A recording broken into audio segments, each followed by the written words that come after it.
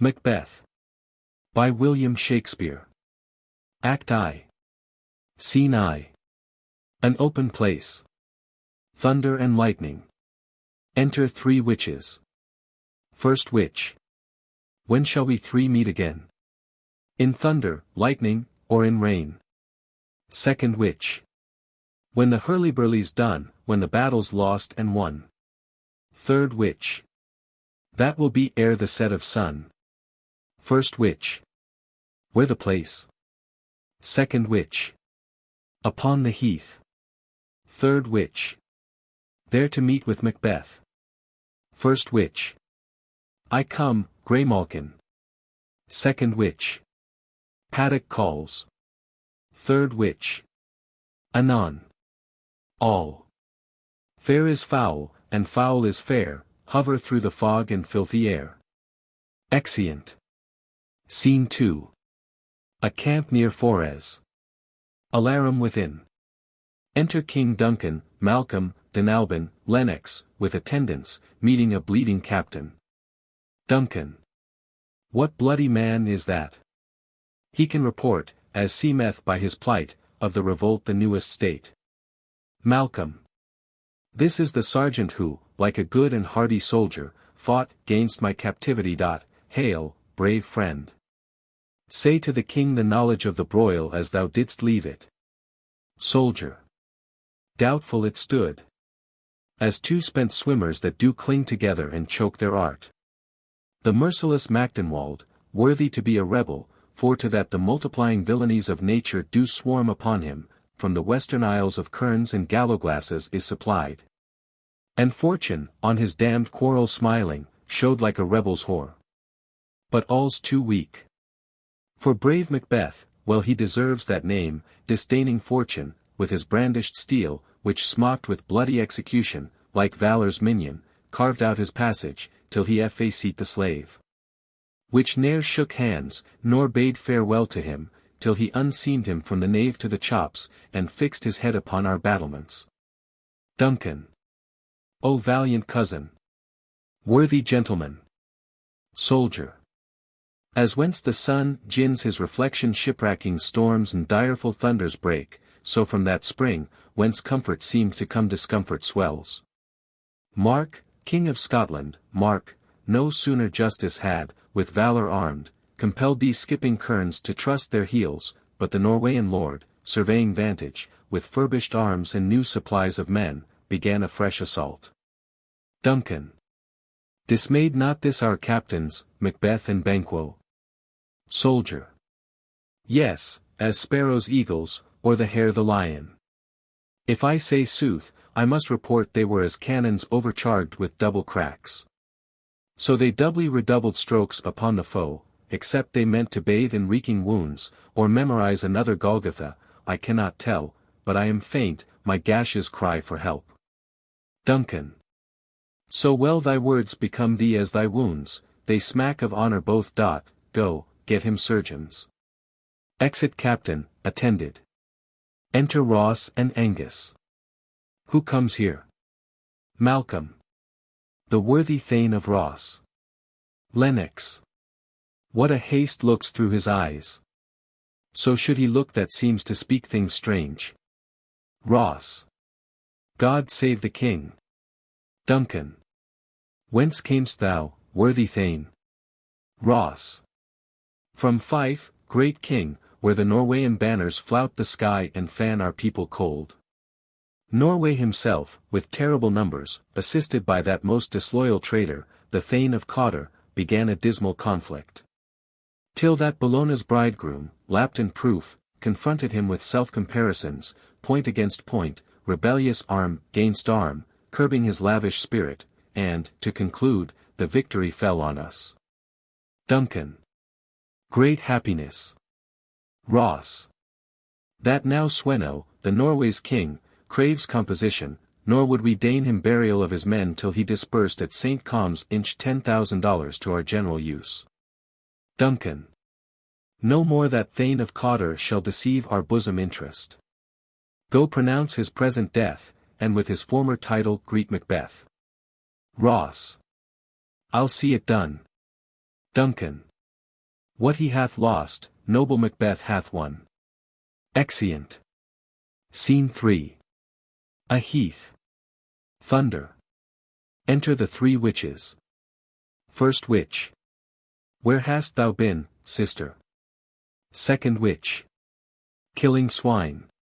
Third witch. Sister, where thou? First witch. A sailor's wife had chestnuts in her lap, and mounched, and mounched, and mounched. Give me, quoth I, aroint thee, witch.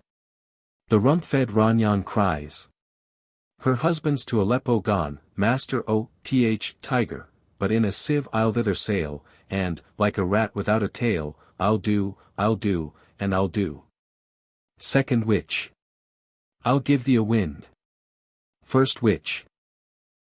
Art kind. Third witch. And I another. First witch. I myself have all the other, and the very ports they blow, all the quarters that they know I the shipman's card. I will drain him dry as hay, sleep shall neither night nor day hang upon his penthouse lid. He shall live a man forbid. Weary 7 nights 9 times 9, shall he dwindle, peak, and pine, though his bark cannot be lost, yet it shall be tempest-tossed. Look what I have. Second witch. Show me, show me. First witch. Here I have a pilot's thumb, racked as homeward he did come. Drum within. Third witch. A drum, a drum. Macbeth doth come. All. The weird sisters, hand in hand, posters of the sea and land, thus do go about, thrice to thine, and thrice to mine, and thrice again, to make up 9. Peace, the charms wound up. Enter Macbeth and Banquo. Macbeth. So foul and fair a day I have not seen. Banquo. How far is't called to Forez, what are these, so withered, and so wild in their attire, that look not like the inhabitants earth, and yet are on't, live you? Or are you aught that man may question? You seem to understand me, by each at once her choppy finger laying upon her skinny lips. You should be women, and yet your beards forbid me to interpret that you are so. Macbeth. Speak, if you can. What are you? First witch. All hail, Macbeth. Hail to thee, Thane of Glamis. Second witch. All hail, Macbeth. Hail to thee, Thane of Cawdor. Third witch. All hail, Macbeth. That shalt be king hereafter. Banquo. Good sir, why do you start and seem to fear things that do sound so fair? Name of truth, are ye fantastical, or that indeed which outwardly ye show? My noble partner you greet with present grace and great prediction of noble having and of royal hope, that he seems rapt withal. To me you speak not. If you can look into the seeds of time, and say which grain will grow, and which will not, speak then to me, who neither beg nor fear your favors nor your hate. First witch. Hail. Second witch. Hail. Third witch. Hail. First witch. Lesser than Macbeth, and greater. Second witch. Not so happy, yet much happier. Third witch. Thou shalt get kings, though thou be none, so all hail, Macbeth and Banquo. First witch. Banquo and Macbeth, all hail. Macbeth. Stay, you imperfect speakers, tell me more. By Sinel's death I know I am Thane of Glamis, but how of Cawdor? The Thane of Cawdor lives, a prosperous gentleman, and to be king stands not within the prospect of belief, no more than to be Cawdor. Say from whence you owe this strange intelligence. Or why upon this blasted heath you stop our way with such prophetic greeting, speak, I charge you. Witches vanish. Banquo. The earth hath bubbles, as the water has, and these are of them. Whither are they vanished? Macbeth. Into the air, and what seemed corporal, melted as breath into the wind. Would they had stayed. Banquo. Were such things here as we do speak about? Or have we eaten on the insane root that takes the reason prisoner? Macbeth. Your children shall be kings. Banquo. You shall be king. Macbeth. And Thane of Cawdor too, when it not so. Banquo. To the selfsame tune and words. Who's here?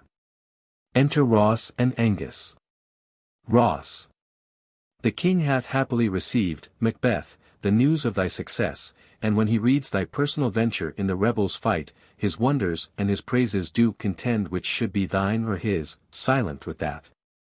In viewing o'er the rest selfsame day, he finds thee in the stout Norwegian ranks, nothing afeard of what thyself didst make, strange images of death. As thick as tale came post with post, and everyone did bear thy praises in his kingdom's great defence, and poured them down before him. Angus. We are sent to give thee from our royal master thanks, only to herald thee into his sight, not pay thee. Ross. And, for an earnest of a greater honour, he bade me, from him, call thee Thane of Cawdor, in which addition, hail, most worthy Thane, for it is thine. Banquo. What, can the devil speak true? Macbeth. The Thane of Cawdor lives, why do you dress me in borrowed robes? Angus. Who was the Thane lives yet, but under heavy judgment bears that life which he deserves to lose. Whether he was combined with those of Norway, or did line the rebel with hidden help and vantage, or that with both he laboured in his country's wrack, I know not, but treason's capital, confessed and proved, have overthrown him. Macbeth. Aside. Glamis, and Thane of Cawdor, the greatest is behind. To Ross and Angus. Thanks for your pains. To Banquo. Do you not hope your children shall be kings, when those that gave the Thane of Cawdor to me promised no less to them? Banquo.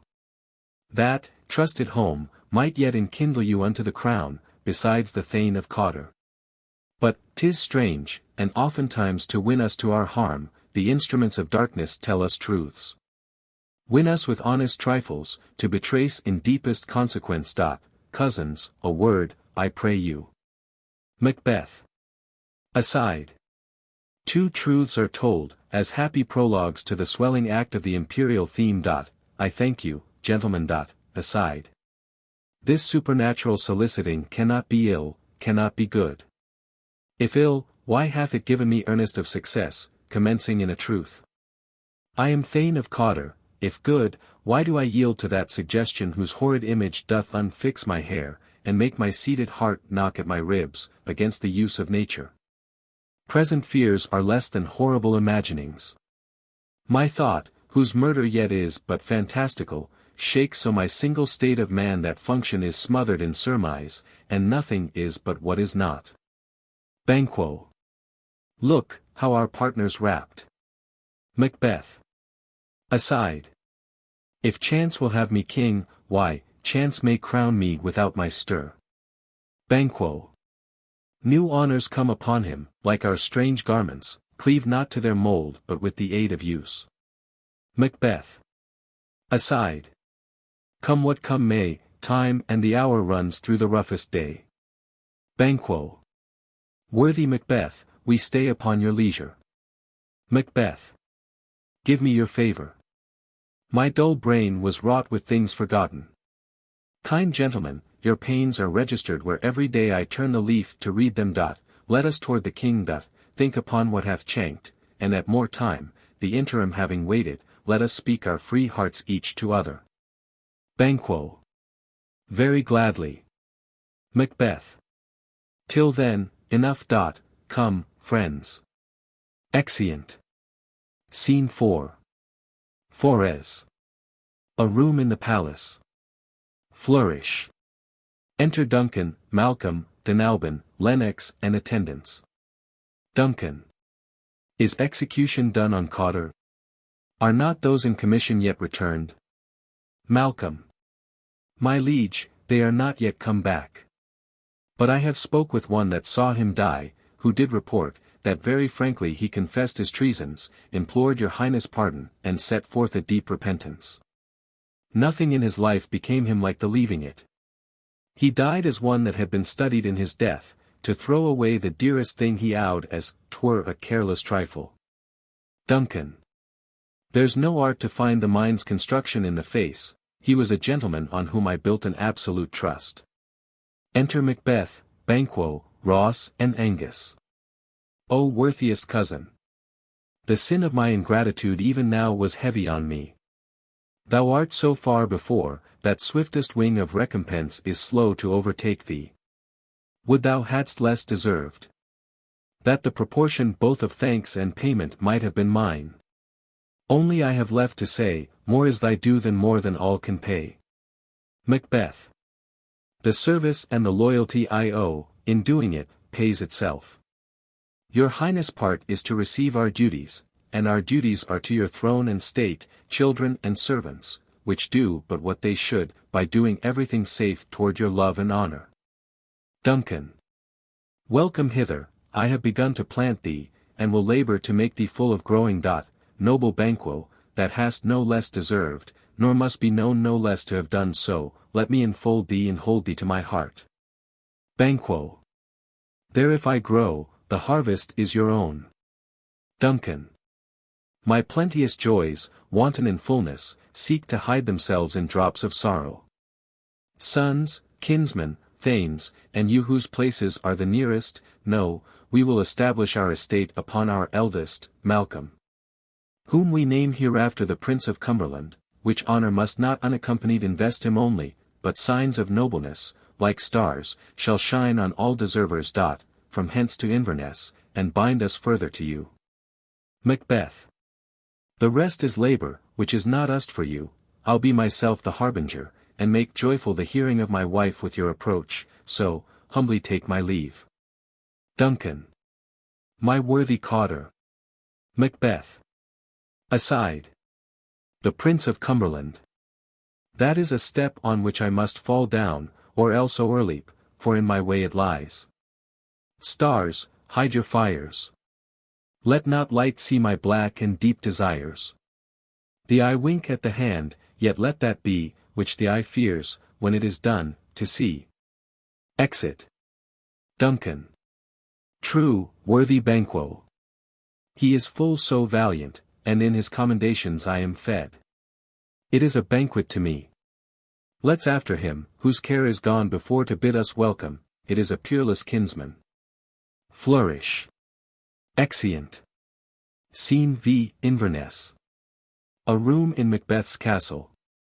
Enter Lady Macbeth, reading a letter. Lady Macbeth. They met me in the day of success, and I have learned by the perfect's report they have more in them than mortal knowledge. When I burned in desire to question them further, they made themselves air, into which they vanished. Whiles I stood wrapped in the wonder of it, came missives from the king, who all hailed me, Thane of Cotter. By which title, before, these weird sisters saluted me, and referred me to the coming on of time, with, Hail, King that shalt be.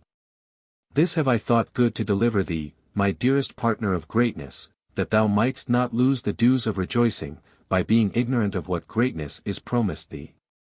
Lay it to thy heart, and farewell. Glamis thou art, and Cotter. And shalt be what thou art promised. Yet do I fear thy nature, it is too full milk of human kindness to catch the nearest way. Thou wouldst be great, art not without ambition, but without the illness should attend it. What thou wouldst highly, that wouldst thou holily, wouldst not play false, and yet wouldst wrongly win.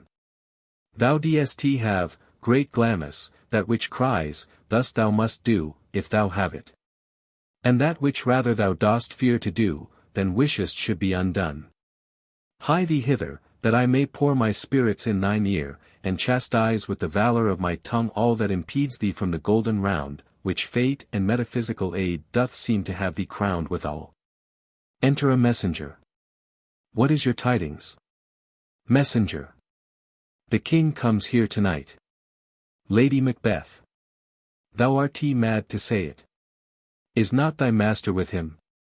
Who, wert so, would have informed for preparation? Messenger. So please you, it is true. Our Thane is coming. One of my fellows had the speed of him, who, almost dead for breath, had scarcely more than would make up his message. Lady Macbeth. Give him tending. He brings great news. Exit messenger. The raven himself is hoarse that croaks the fatal entrance of Duncan under my battlements. Come, you spirits that tend on mortal thoughts, unsex me here, and fill me, from the crown to the toe, top full of direst cruelty. Make thick my blood, stop up access and passage to remorse, that no compunctious visitings of nature shake my fell purpose, nor keep peace between effect and it. Come to my woman's breasts, and take my milk for gall, your murdering ministers, wherever in your sightless substances you wait on nature's mischief. Come, thick night, and pall thee in the dunnest smoke of hell that my keen knife see not the wound it makes, nor heaven peep through the blanket of the dark to cry, hold, hold. Enter Macbeth. Great Glamis, worthy Cotter. Greater than both, by the all-hail hereafter. Thy letters have transported me beyond this ignorant present, and I feel now the future in the instant. Macbeth. My dearest love, Duncan comes here tonight. Lady Macbeth. And when goes hence? Macbeth. Tomorrow, as he purposes. Lady Macbeth. Oh, never shall sun that morrow see. Your face, my Thane, is as a book where men may read strange matters. To beguile the time, look like the time. Bear welcome in your eye, your hand, your tongue, look like the innocent flower, but be the serpent under't. He that's coming must be provided for, and you shall put this night's great business into my dispatch. Which shall to all our nights and days to come give solely sovereign sway and masterdom. Macbeth. We will speak further. Lady Macbeth. Only look up clear, to alter favor ever is to fear. Leave all the rest to me. Exeunt. Scene 6. The same. Before the castle. Hautboys. Servants of Macbeth attending. Enter Duncan, Malcolm, Dunalban, Banquo, Lennox, Macduff, Ross, Angus and attendants. Duncan. This castle hath a pleasant seat. The air nimbly and sweetly recommends itself unto our gentle senses. Banquo. This guest of summer, the temple-haunting martlet, does approve, by his loved mansionry, that the heaven's breath smells wooingly here, no juddie, frieze, buttress, nor coign of vantage, but this bird hath made his pendant bed and procreant cradle. Where they most breed and haunt, I have observed the air is delicate. Enter Lady Macbeth. Duncan. See, our honored hostess, the love that follows us sometime is our trouble, which still we thank as love. Herein I teach you how you shall bid God yield us for your pains, and thank us for your trouble. Lady Macbeth. All our service, in every point twice done, and then done double, were poor and single business to contend against those honors deep and broad wherewith your majesty loads our house, for those of old, and the late dignities heaped up to them. We rest your hermits. Duncan. Where's the Thane of Cotter? We coursed him at the heels, and had a purpose to be his purveyor, but he rides well, and his great love, sharp as his spur, hath holp him to his home before us. Fair and noble hostess, we are your guest tonight. Lady Macbeth.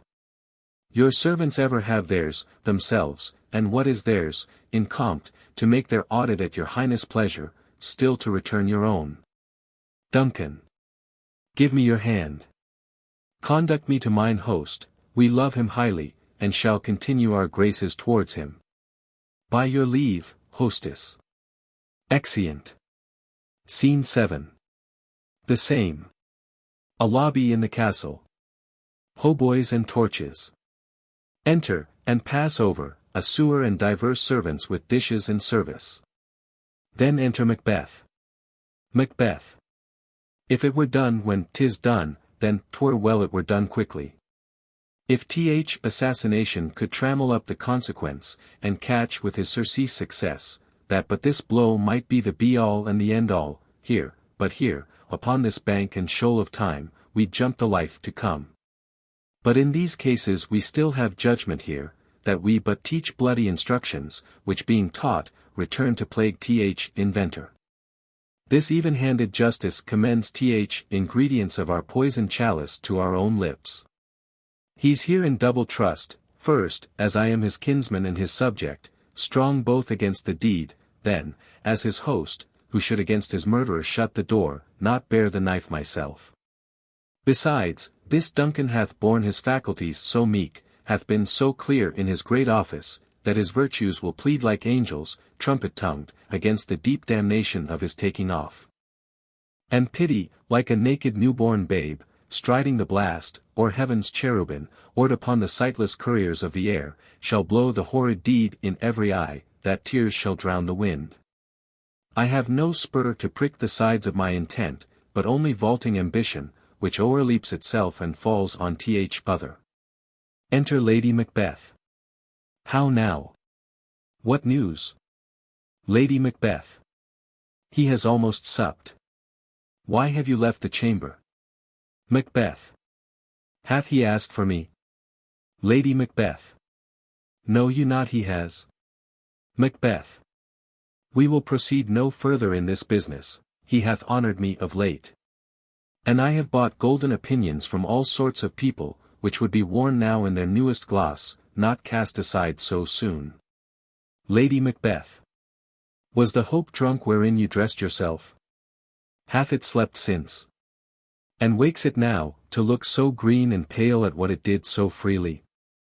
From this time such I account thy love. Art thou afeard to be the same in thine own act and valour as thou art in desire? Wouldst thou have that which thou esteem'st the ornament of life, and live a coward in thine own esteem, letting, I dare not, wait upon, I would, like the poor cat adage? Macbeth. Carithe, peace. I dare do all that may become a man. Who dares do more is none. Lady Macbeth. What beast was't, then, that made you break this enterprise to me? When you durst do it, then you were a man, and, to be more than what you were, you would be so much more the man. Nor time nor place did then adhere, and yet you would make both, they have made themselves, and that their fitness now does unmake you. I have given suck, and know how tender 'tis to love the babe that milks me. I would, while it was smiling in my face, have plucked my nipple from his boneless gums and dashed the brains out, had I so sworn as you have done to this. Macbeth. If we should fail. Lady Macbeth. We fail. But screw your courage to the sticking place, and will not fail. When Duncan is asleep, whereto the rather shall his day's hard journey soundly invite him, his two chamberlains will I with wine and wassail so convince that memory, the warder of the brain, shall be a fume.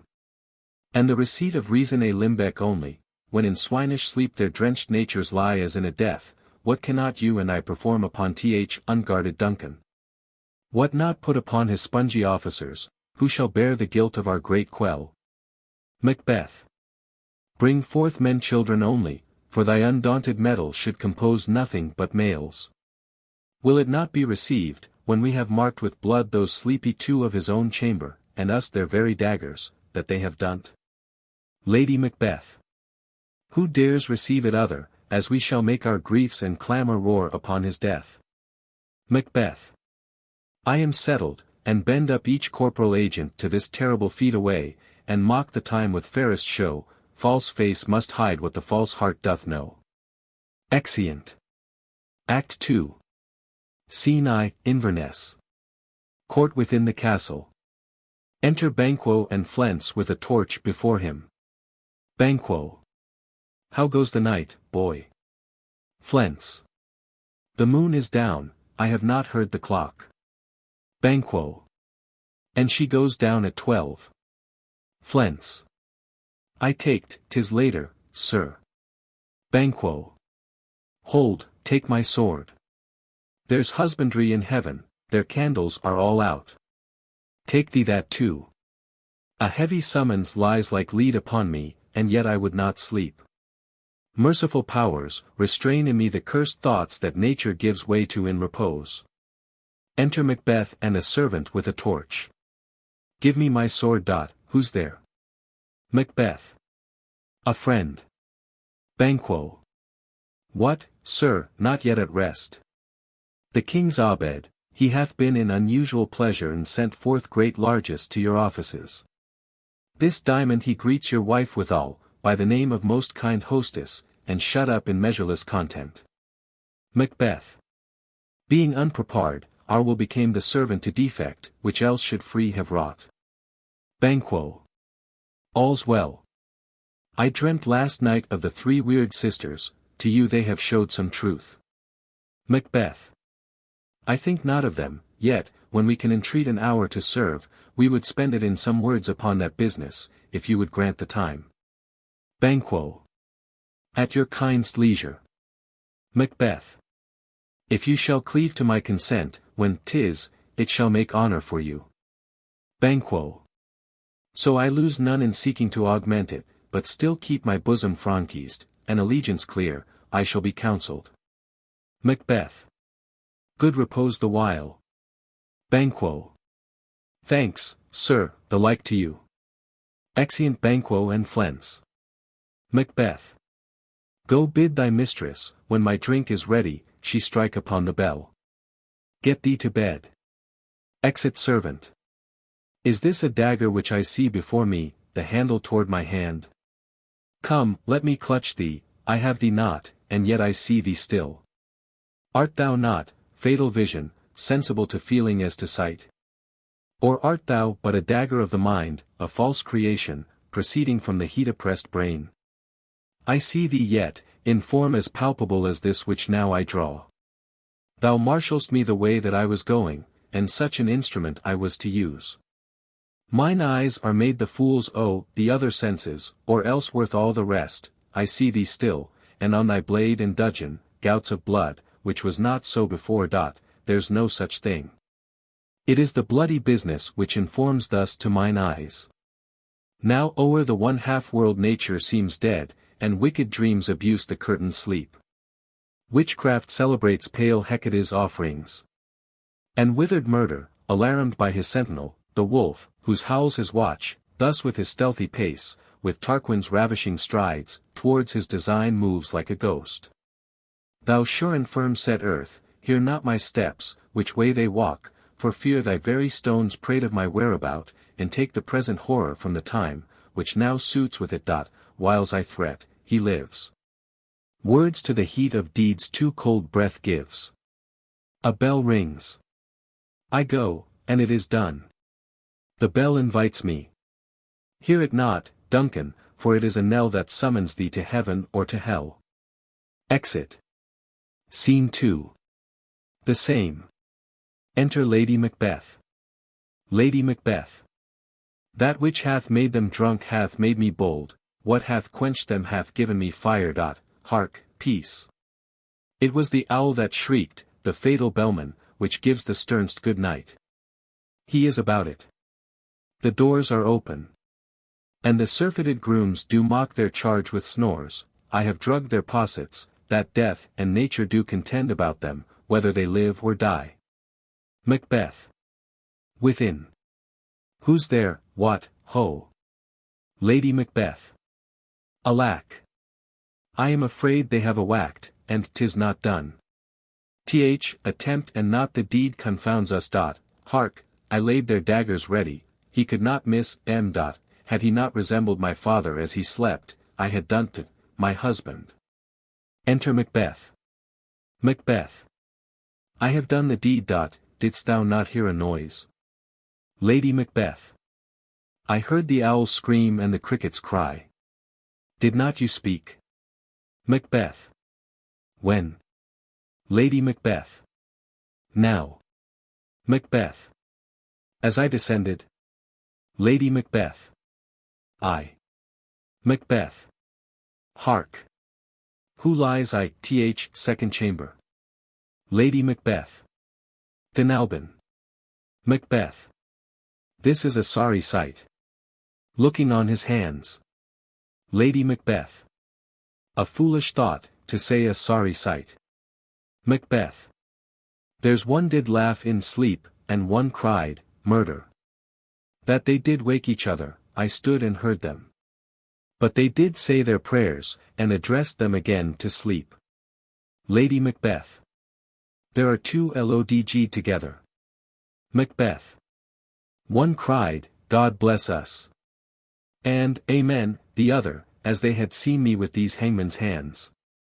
Listening their fear, I could not say, Amen, when they did say, God bless us. Lady Macbeth. Consider it not so deeply. Macbeth. But wherefore could not I pronounce Amen?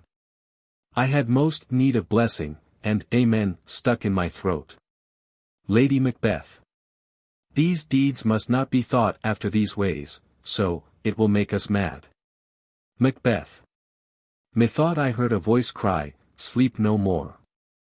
Macbeth does murder sleep, the innocent sleep, sleep that knits up the ravelled sleeve of care, the death of each day's life, sore labour's bath, balm of hurt minds, great nature's second course, chief nourisher in life's feast. Lady Macbeth. What do you mean? Macbeth. Still it cried, sleep no more, to all the house, Glamis hath murdered sleep, and therefore Cotter shall sleep no more.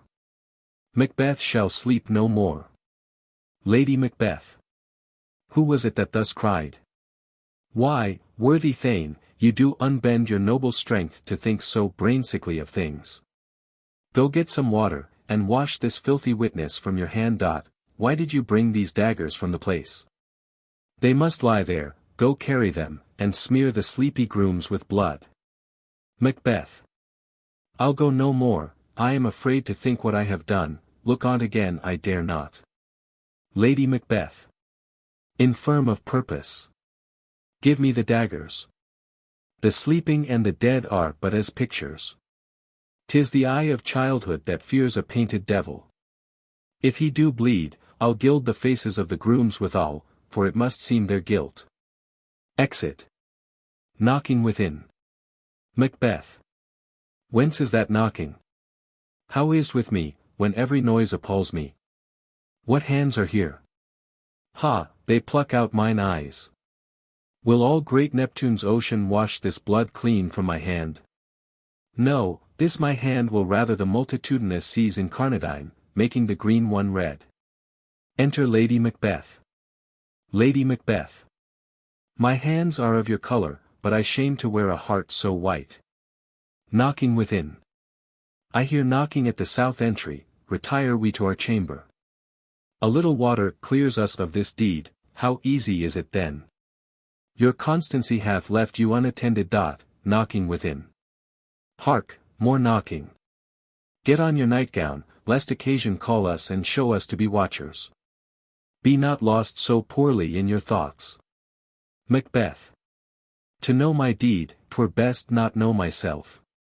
Knocking within. Wake Duncan with thy knocking. I would thou couldst. Exeunt. Scene 3. The same. Enter a porter. Knocking within. Porter.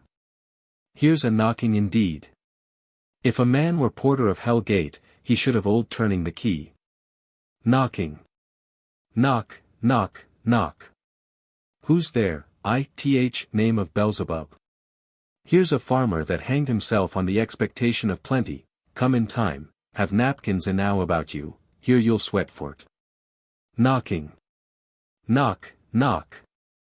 Who's there? Other devil's name.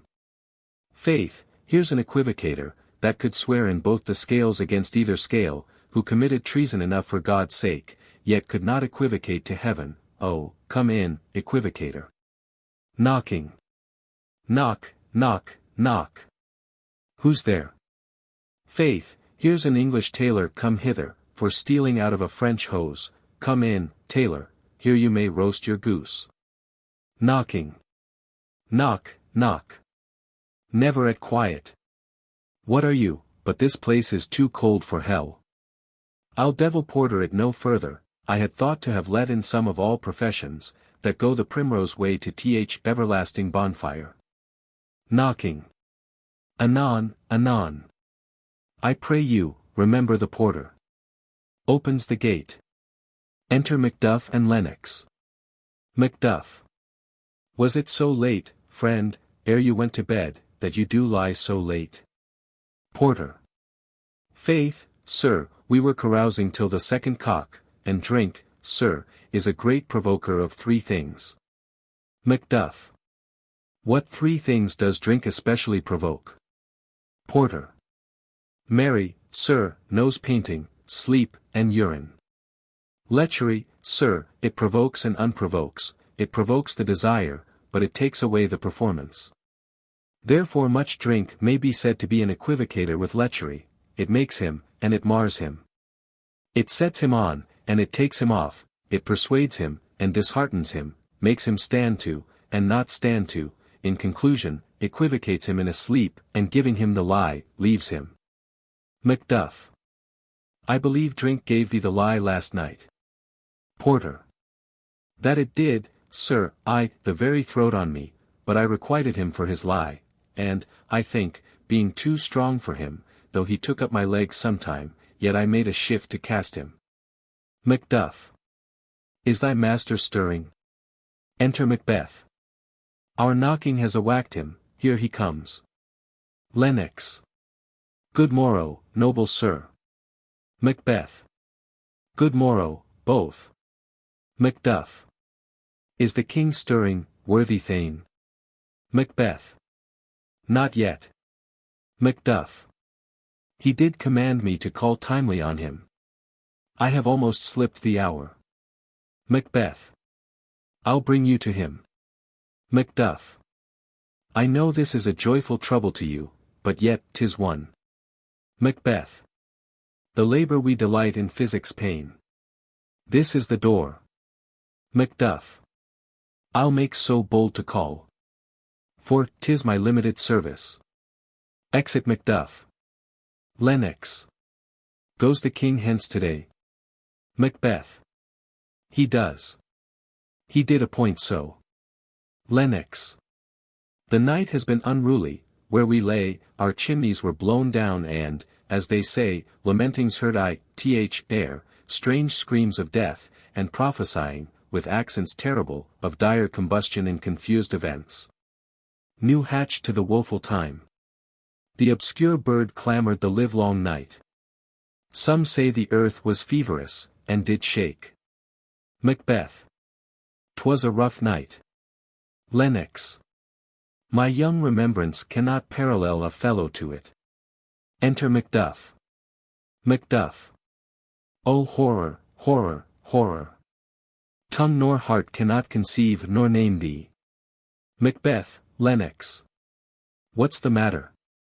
Macduff. Confusion now hath made his masterpiece.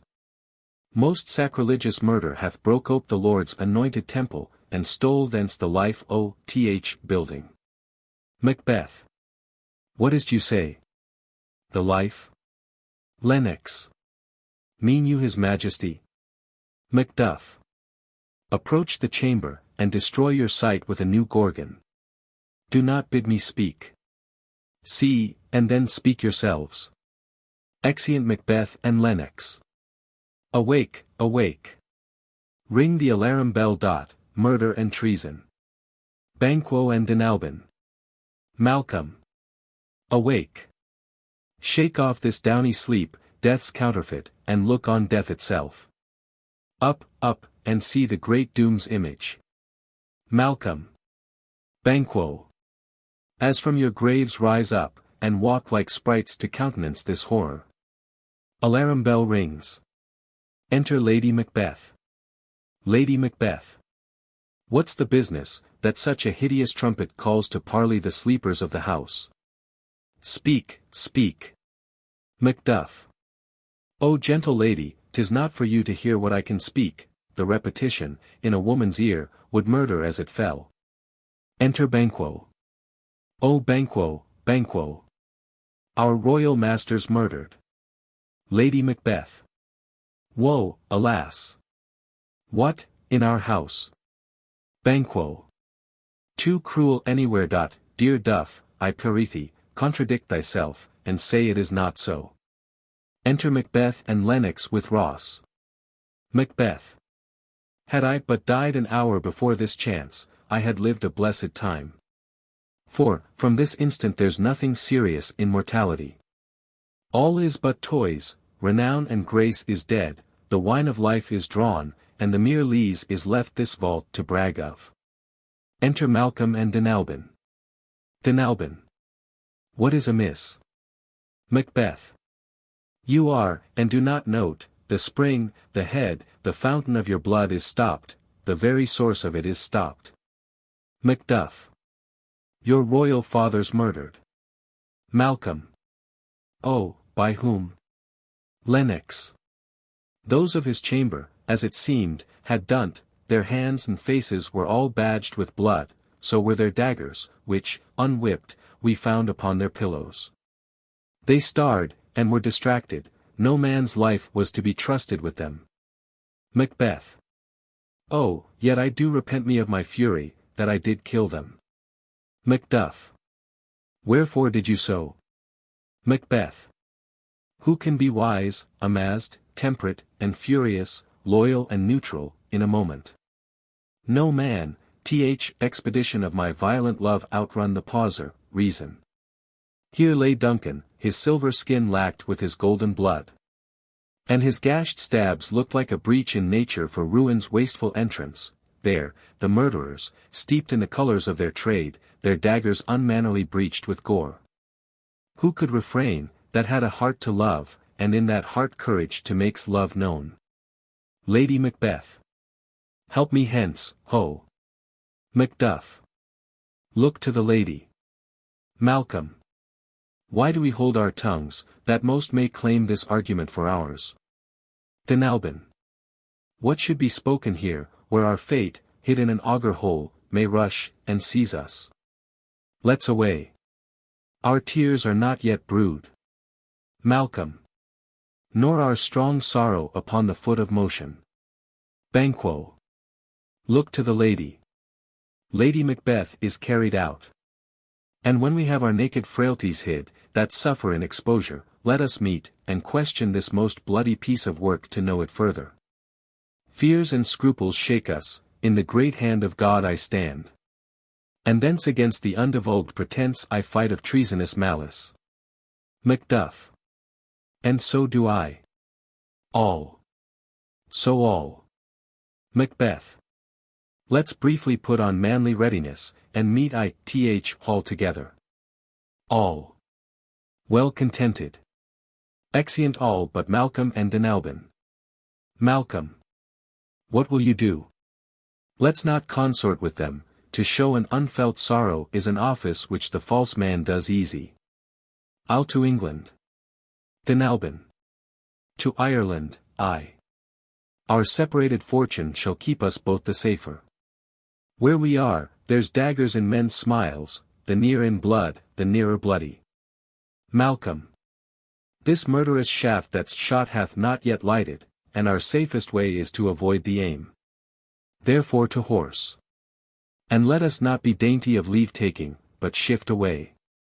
There's warrant in that theft which steals itself, when there's no mercy left. Exeunt. Scene 4. The same. Without the castle. Enter Ross and an old man. Old man. 70 I can remember well, within the volume of which time I have seen hours dreadful and things strange, but this sore night hath trifled former knowings. Ross. Ha, good father, thou sayest the heavens, as troubled with man's act, threatens his bloody stage, by the clock 'tis day, and yet dark night strangles the travelling lamp. Is night's predominance, or the day's shame, that darkness does the face of earth entomb, when living light should kiss it? Old man. 'Tis unnatural, even like the deed that's done. On Tuesday last, a falcon, towering in her pride of place, was by a mousing owl hawked at and killed. Ross. And Duncan's horses, a thing most strange and certain, beauteous and swift, the minions of their race, turned wild in nature, broke their stalls, flung out, contending 'gainst obedience, as they would make war with mankind. Old man. 'Tis said they eat each other. Ross. They did so, to the amazement of mine eyes, that looked upon't. Here comes the good Macduff. Enter Macduff. How goes the world, sir, now? Macduff. Why, see you not? Ross. Is't known who did this more than bloody deed? Macduff. Those that Macbeth hath slain. Ross. Alas, the day. What good could they pretend? Macduff. They were suborned. Malcolm and Denalban, the king's 2 sons, are stolen away and fled. Which puts upon them suspicion of the deed. Ross. Gainst nature still, thriftless ambition, that will raven up thine own life's means, then 'tis most like the sovereignty will fall upon Macbeth. Macduff. He is already nommed. And gone to Scone to be invested. Ross. Where is Duncan's body? Macduff. Carried to Colmkill, the sacred storehouse of his predecessors, and guardian of their bones. Ross. Will you to Scone? Macduff. No, cousin, I'll to Fife. Ross. Well, I will thither. Macduff. Well, may you see things well done there. Adieu. Lest our old robes sit easier than our new. Ross. Farewell, father. Old man. God's benison go with you, and with those that would make good of bad, and friends of foes. Exeunt. Act 3. Scene I, Forez. A room in the palace. Enter Banquo. Banquo. Thou hast it now, king, Cotter, Glamis, all, as the weird women promised, and, I fear, thou playedst most foully for't. Yet it was said it should not stand in thy posterity, but that myself should be the root and father of many kings. If there come truth from them, as upon thee, Macbeth, their speeches shine, why, by the verities on thee made good, may they not be my oracles as well, and set me up in hope? But hush, no more. Senate sounded. Enter Macbeth as king, Lady Macbeth as queen. Lennox, Ross, lords, and attendants. Macbeth. Here's our chief guest. Lady Macbeth.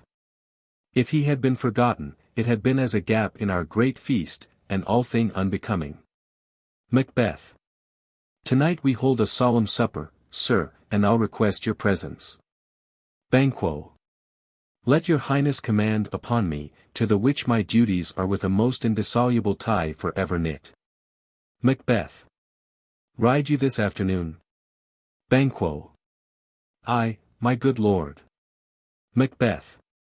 We should have else desert your good advice, which still hath been both grave and prosperous, in this day's council, but will take tomorrow.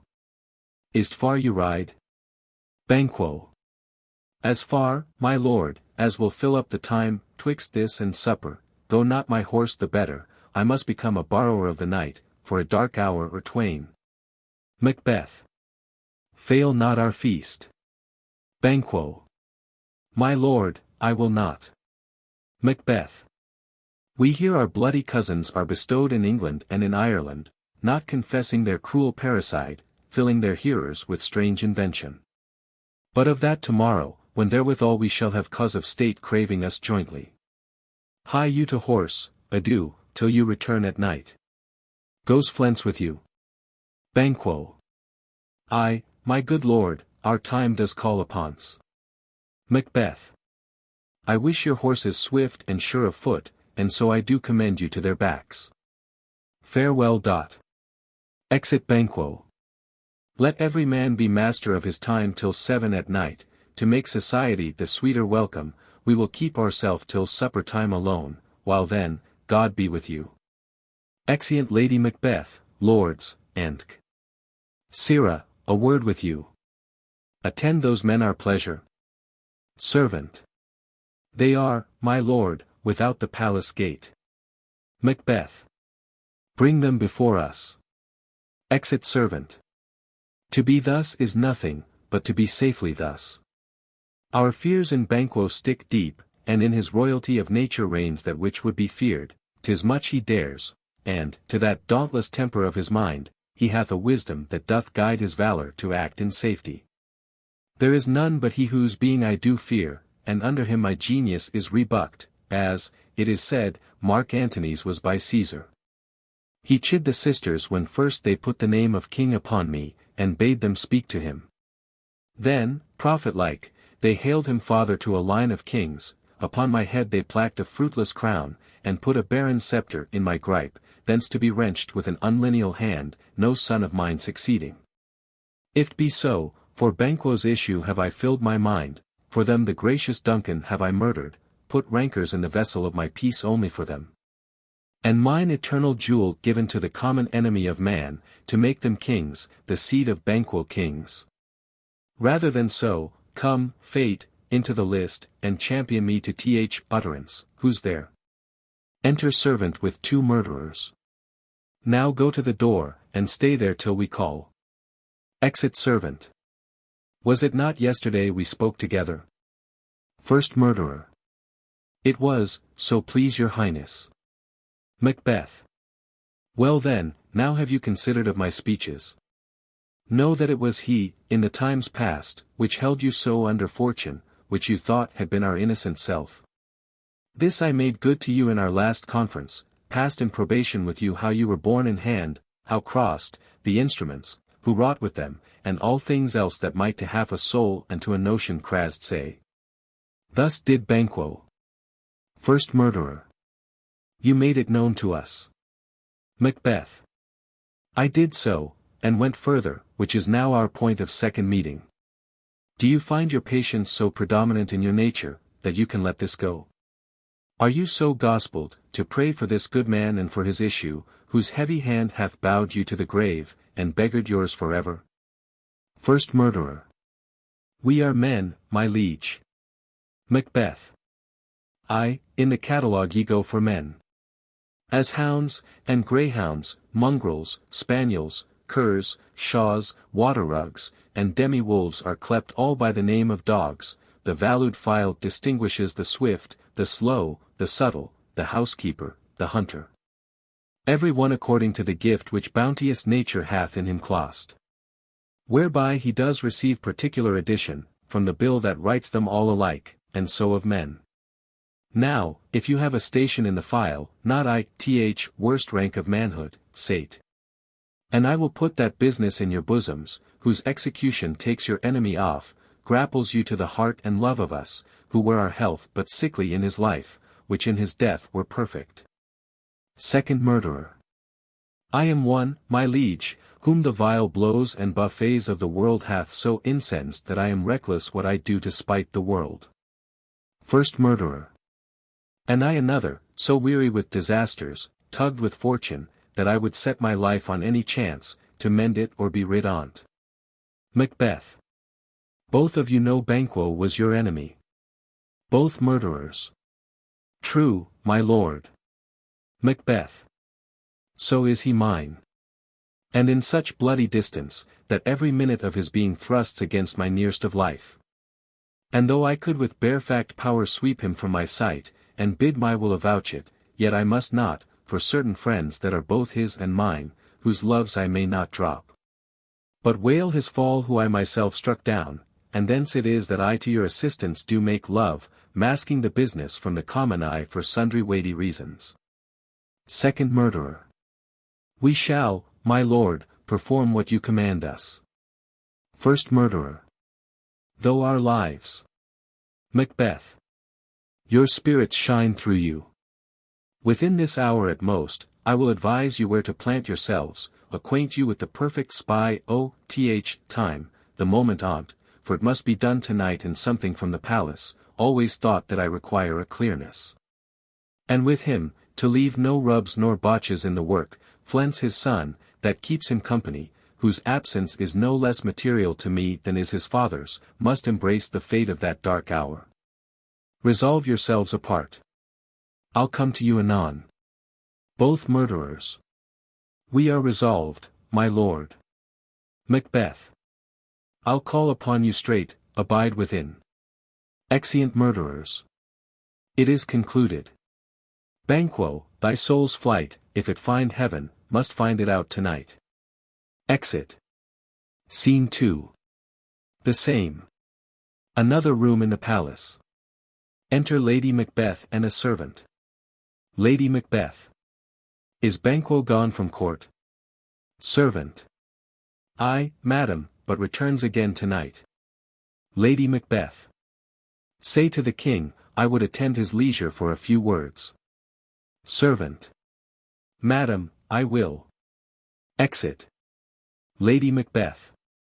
Naught's had, all spent, where our desire is got without content, 'tis safer to be that which we destroy, than by destruction dwell in doubtful joy. Enter Macbeth. How now, my lord, why do you keep alone, of sorriest fancies your companions making, using those thoughts which should indeed have died with them they think on? Things without all remedy should be without regard, what's done is done. Macbeth. We have scorched the snake, not killed it. She'll close, and be herself, whilst our poor malice remains in danger of her former tooth. But let the frame of things disjoint, both the world suffer, ere we will eat our meal in fear, and sleep in the affliction of these terrible dreams that shake us nightly. Better be with the dead, whom we, to gain our peace, have sent to peace, than on the torture of the mind to lie in restless ecstasy. Duncan is in his grave, after life's fitful fever he sleeps well. Treason has done his worst, nor steel, nor poison, malice domestic, foreign levy, nothing can touch him further. Lady Macbeth. Come on, gently my lord, sleek o'er your rugged looks, be bright and jovial among your guests tonight. Macbeth. So shall I, love, and so, I pray, be you. Let your remembrance apply to Banquo. Present him eminence, both with eye and tongue, unsafe the while, that we must lave our honors in these flattering streams, and make our faces vizards to our hearts, disguising what they are. Lady Macbeth. You must leave this. Macbeth. Oh, full of scorpions is my mind, dear wife. Thou know'st that Banquo, and his Fleance, lives. Lady Macbeth.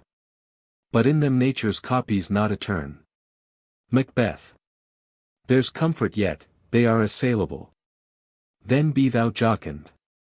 Ere the bat hath flown his cloistered flight, ere to black Hecate's summons the shard-born beetle, with his drowsy hums, hath rung night's yawning peal, there shall be done a deed of dreadful note. Lady Macbeth. What's to be done? Macbeth. Be innocent of the knowledge, dearest Chuck, till thou applaud the deed.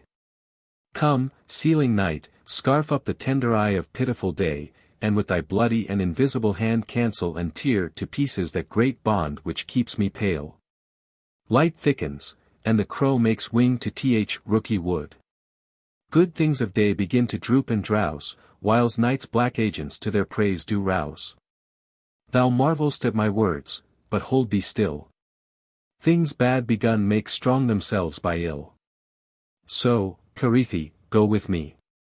Exeunt. Scene 3. The same. A park or lawn, with a gate leading to the palace. Enter 3 murderers. First murderer. But who did bid thee join with us? Third murderer. Macbeth. Second murderer. He needs not our mistrust, since he delivers our offices and what we have to do to the direction just. First murderer. Then stand with us. The west yet glimmers with some streaks of day. Now spurs the lated traveller apace, to gain the timely inn, and near approaches the subject of our watch. Third murderer. Hark! I hear horses. Banquo. Within. Give us a light there, ho! Second murderer. Then, 'tis he. The rest that are within the note of expectation already are court. First murderer. His horses go about. Third murderer. Almost a mile, but he does usually, so all men do, from hence to the palace gate make it their walk. Enter Banquo and Fleance with a torch. Second murderer. A light, a light. Third murderer. 'Tis he. First murderer. Stand to't. Banquo. It will be rain tonight. First murderer. Let it come down. Assaults Banquo. Banquo. Oh, treachery. Fly, good Fleance, fly, fly, fly. Thou mayst revenge, O slave. Dies. Fleance escapes. Third murderer. Who did strike out the light? First murderer. Was not the way. Third murderer. There's but one down, the sun is fled. Second murderer. We have lost best half of our affair. First murderer. Well, let's away, and say how much is done. Exeunt. Scene 4. The same. A room of state in the palace. A banquet prepared.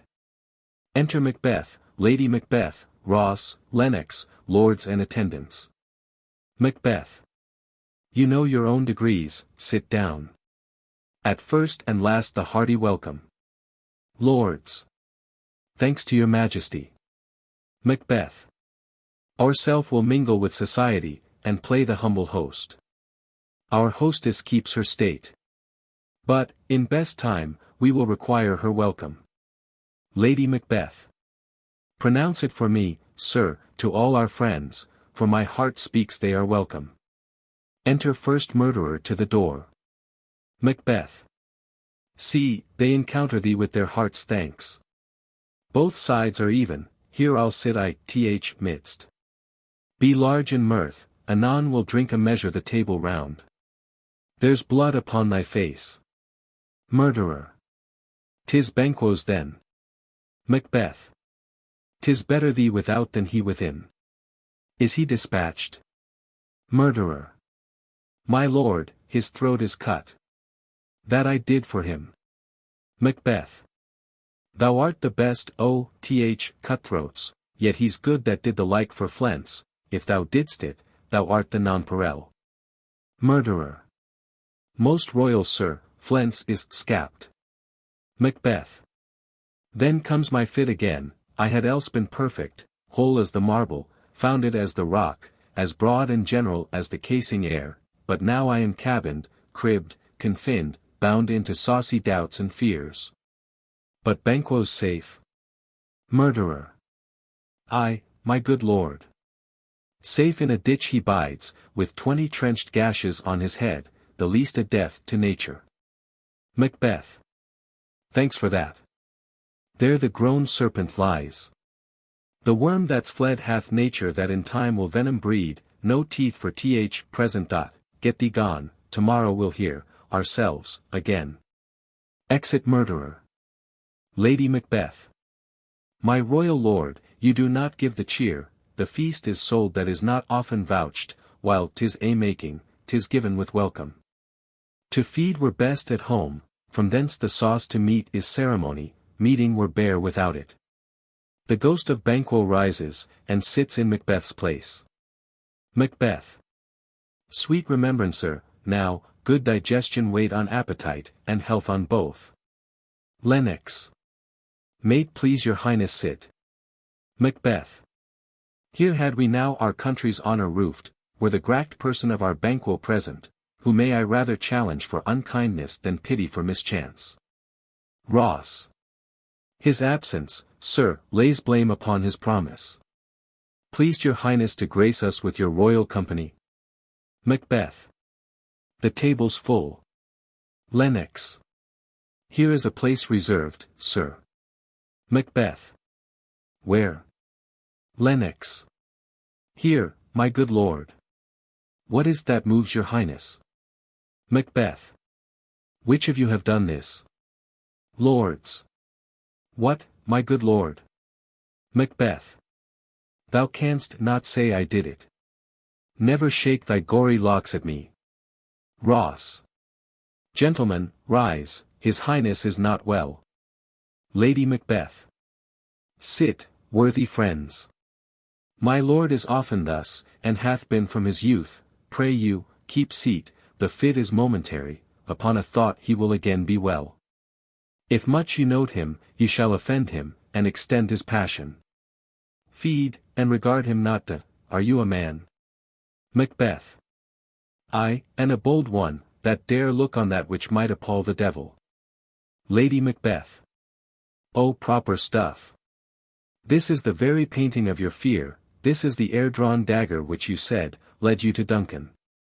Oh, these flaws, and starts, impostors to true fear, would well become a woman's story at a winter's fire, authorized by her grandam. Shame itself. Why do you make such faces? When all's done, you look but on a stool. Macbeth. Parithi, see there. Behold. Look. Lo. How say you? Why, what care I? If thou canst nod, speak too. If charnel houses and our graves must send those that we bury back, our monuments shall be the maws of kites. Ghost disappears. Lady Macbeth. What, quite unmanned in folly? Macbeth. If I stand here, I saw him. Lady Macbeth. Fie, for shame. Macbeth. Blood hath been shed ere now, olden time, ere humane statute purged the gentle wheel. Aye, and since too, murders have been performed too terrible for the ear, the time has been, that, when the brains were out, the man would die, and there an end. But now they rise again, with 20 mortal murders on their crowns, and push us from our stools. This is more strange than such a murder is. Lady Macbeth. My worthy lord, your noble friends do lack you. Macbeth. I do forget. Do not muse at me, my most worthy friends. I have a strange infirmity, which is nothing to those that know me. Come, love and health to all, then I'll sit down, give me some wine, fill full. I drink to the general joy whole table, and to our dear friend Banquo, whom we miss, would he were here. Ghost rises again. To all, and him, we thirst, and all to all. Lords. Our duties, and the pledge. Macbeth. Avaunt. And quit my sight. Let the earth hide thee. Thy bones are marrowless, thy blood is cold, thou hast no speculation in those eyes which thou dost glare with. Lady Macbeth. Think of this, good peers, but as a thing of custom, 'tis no other, only it spoils the pleasure of the time. Macbeth. What man dare, I dare, approach thou like the rugged Russian bear, the armed rhinoceros, or Hyrcan tiger. Take any shape but that, and my firm nerves shall never tremble, or be alive again, and dare me to the desert with thy sword, if trembling I inhabit then, protest me the baby of a girl. Hence, horrible shadow. Unreal mockery, hence. Ghost disappears. Why, so, being gone, I am a man again. Pray you, sit still. Lady Macbeth. You have displaced the mirth, broke the good meeting with most admired disorder. Macbeth. Can such things be, and overcome us like a summer's cloud, without our special wonder? You make me strange even to the disposition that I owe, when now I think you can behold such sights, and keep the natural ruby of your cheeks, when mine are blanched with fear. Ross. What sights, my lord? Lady Macbeth. I pray you, speak not. He grows worse and worse, question enrages him. At once, good night, stand not upon the order of your going, but go at once. Lennox. Good night, and better health attend his majesty. Lady Macbeth. A kind good night to all. Exeunt all lords and attendants. Macbeth. It will have blood, they say, blood will have blood. Stones have been known to move, and trees to speak.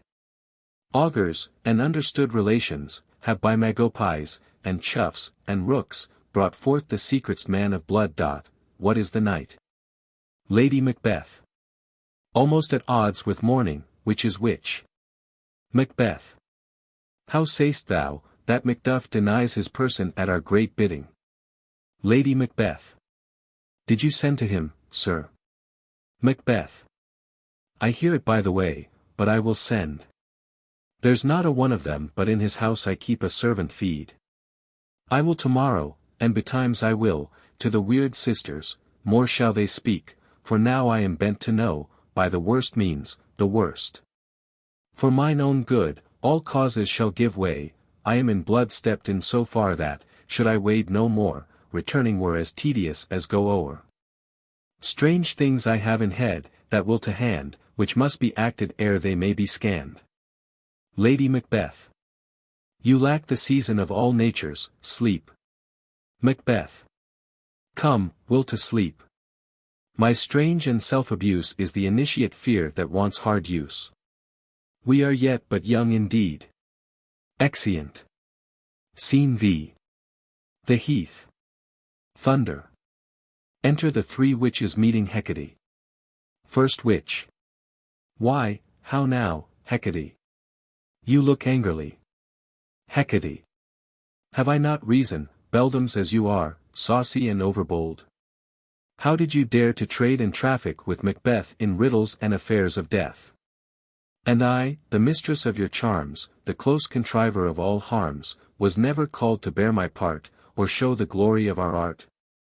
And, which is worse, all you have done hath been but for a wayward son, spiteful and wrathful. Who, as others do, loves for his own ends, not for you.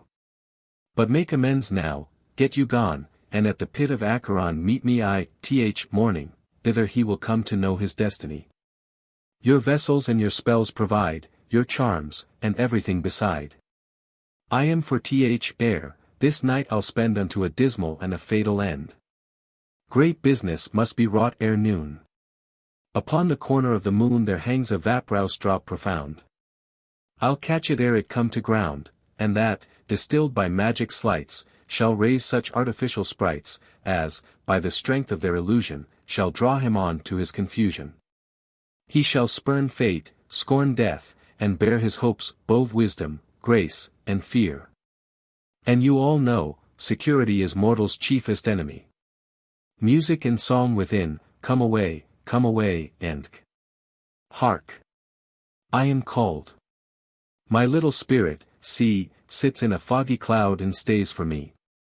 Exit. First witch. Come, let's make haste, she'll soon be back again. Exeunt. Scene 6. Forez. A room in the palace. Enter Lennox and another lord. Lennox. My former speeches have but hit your thoughts, which can interpret farther, only, I say, things have been strangely borne. The gracious Duncan was pitted of Macbeth, marry, he was dead, and the right valiant Banquo walked too late. Whom, you may say, if't please you, Fleance killed, for Fleance fled. Men must not walk too late. Who cannot want the thought, how monstrous it was for Malcolm and for Dunalban to kill their gracious father. Damned fact! How it did grieve Macbeth! Did he not straight, in pious rage, the two delinquents tear that were the slaves of drink and thralls of sleep? Was not that nobly done? Aye, and wisely too, for 'twould have angered any heart alive, to hear the men denight. So that, I say, he has borne all things well, and I do think, that had he Duncan's sons under his key, as, and please heaven, he shall not, they should find what 'twere to kill a father, so should Fleance. But, peace. For from broad words, and 'cause he failed his presence at the tyrant's feast, I hear, Macduff lives in disgrace. Sir, can you tell where he bestows himself? Lord. The son of Duncan, from whom this tyrant holds the due of birth, lives in the English court and is received of the most pious Edward with such grace that the malevolence of fortune nothing takes from his high respect. Thither Macduff is gone to pray the holy king, upon his aid to wake Northumberland, and warlike Seward that, by the help of these, with him above to ratify the work, we may again give to our tables meat, sleep to our nights. Free from our feasts and banquets bloody knives, do faithful homage, and receive free honors, all which we pine for now. And this report hath so exasperate the king that he prepares for some attempt of war. Lennox. Sent he to Macduff? Lord. He did, and with an absolute, sir, not I, the cloudy messenger turns me his back, and hums, as who should say, you'll rue the time that clogs me with this answer. Lennox. And that well might advise him to a caution, hold what distance his wisdom can provide. Some holy angel fly to the court of England, and unfold his message ere he come, that a swift blessing may soon return to this our suffering country under a hand accursed. Lord! I'll send my prayers with him. Exeunt. Act 4. Scene I. A dark cave. In the middle, a cauldron boiling. Thunder. Enter the 3 witches. First witch. Thrice the blind cat hath mewed. Second witch. Thrice, and once the hedge pig wind. Third witch. Harpier cries, 'tis time, 'tis time. First witch. Round about the cauldron go, in the poisoned entrails throw toad, that under cold stone days and nights has 31 sweltered venom sleeping got, boil thou first charmed pot. All. Double, double, toil and trouble, fire, burn. And cauldron, bubble. Second witch. Fillet of a fenny snake, in the cauldron boil and bake. Eye of newt, and toe of frog, wool of bat, and tongue of dog, adder's fork, and blindworm's sting, lizard's leg, and howlet's wing, for a charm of powerful trouble, like a hellbroth boil and bubble. All. Double, double, toil and trouble. Fire, burn, and cauldron, bubble. Third witch. Scale of dragon, tooth of wolf, witch's mummy, maw and gulf of the ravened salt sea shark, root of hemlock digged dark, liver of blaspheming Jew, gall of goat, and slips of you slivered in the moon's eclipse, nose of Turk and Tartar's lips. Finger of birth strangled babe ditch delivered by a drab, make the gruel thick and slab, add thereto a tiger's chaudron, for ingredients of our cauldron. All. Double, double, toil and trouble, fire, burn, and cauldron, bubble. Second witch. Cool it with a baboon's blood. Then the charm is firm and good. Enter Hecate. Hecate. Oh, well done. I commend your pains, and everyone shall share gains. And now about the cauldron sing, like elves and fairies in a ring, enchanting all that you put in. Music and a song, black spirits, and exit Hecate. Second witch. By the pricking of my thumbs, something wicked this way comes. Open, locks, whoever knocks. Enter Macbeth. Macbeth. How now, you secret, black, and midnight hags? What is't you do? All. A deed without a name. Macbeth. I conjure you, by that which you profess, how are you come to know it, answer me, though you untie the winds, and let them fight against the churches, though the yesty waves confound and swallow navigation up. Though bladed corn be lodg'd, and trees blown down, though castles topple on their warders' heads, though palaces and pyramids do slope their heads to their foundations. Though the treasure of nature's Germans tumble all together, even till destruction sicken, answer me to what I ask you. First witch. Speak. Second witch. Demand. Third witch. We'll answer. First witch. Say, if thou dst rather hear it from our mouths, or from our masters. Macbeth. Call, let me see, First witch. Pour in sow's blood, that hath eaten her 9 farrow, grease that sweaten from the murderer's gibbet throw into the flame. All. Come, high or low, thyself an office deftly show. Thunder. An apparition of an armed head rises. Macbeth. Tell me, thou unknown power. First witch. He knows thy thought, hear his speech, but say thou naught. Apparition. Macbeth. Macbeth. Macbeth. Beware Macduff, beware the Thane of Fife. Dismiss me. Enough. Descends. Macbeth. Whatever thou art, for thy good caution, thanks, thou hast harped my fear aright. But one word more. First witch. He will not be commanded. Here's another, more potent than the first. Thunder. An apparition of a bloody child rises. Apparition. Macbeth. Macbeth. Macbeth. Macbeth. Had I 3 years, I'd hear thee. Apparition. Be bloody, bold, and resolute. Laugh to scorn the power of man, for none of woman born shall harm Macbeth. Descends. Macbeth. Then live, Macduff, what need I fear of thee? But yet I'll make assurance double sure, and take a bond of fate. Thou shalt not live. That I may tell pale-hearted fear it lies, and sleep in spite of thunder. Thunder. An apparition of a child crowned, with a tree in his hand, rises.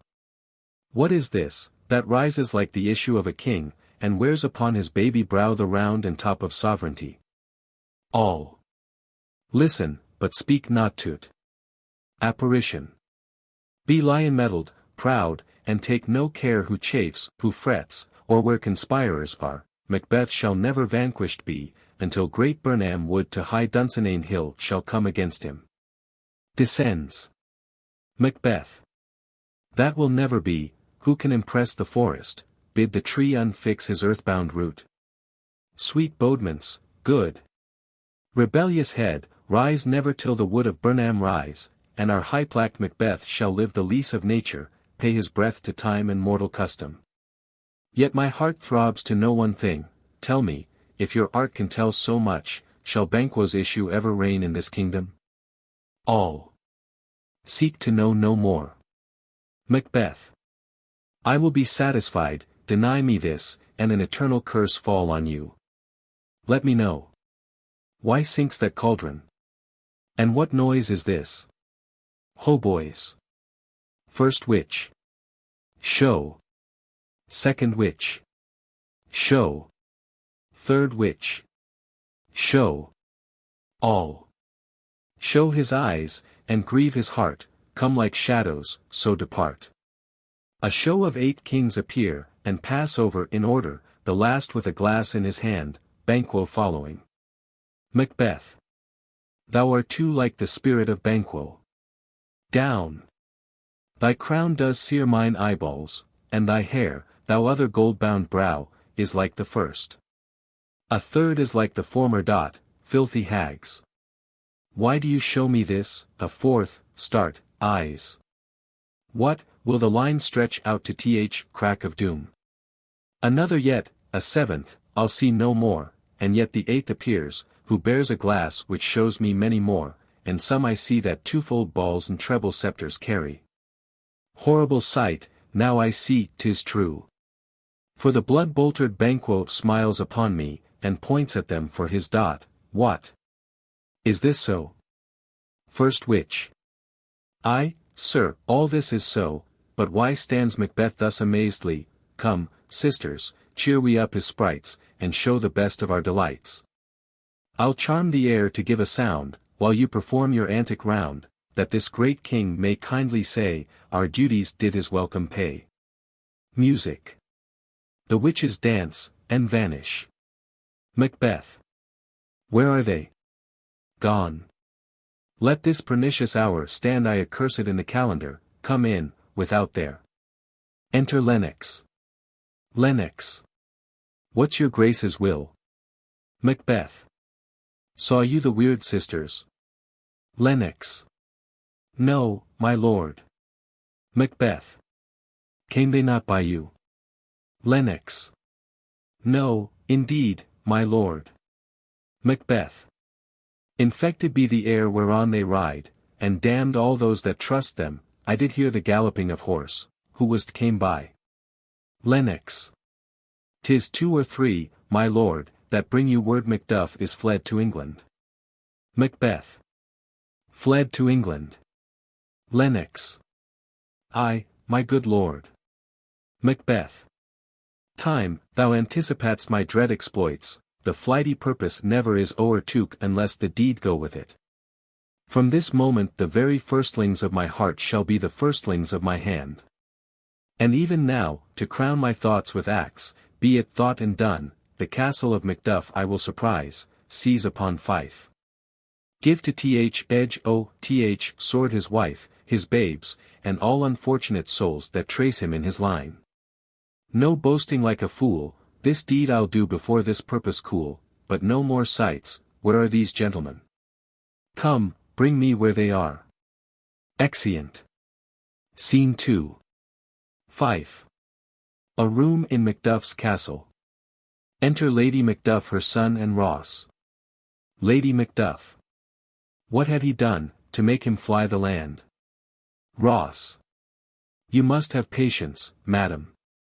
Lady Macduff. He had none, his flight was madness, when our actions do not, our fears do make us traitors. Ross.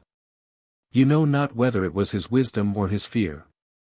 Lady Macduff. Wisdom.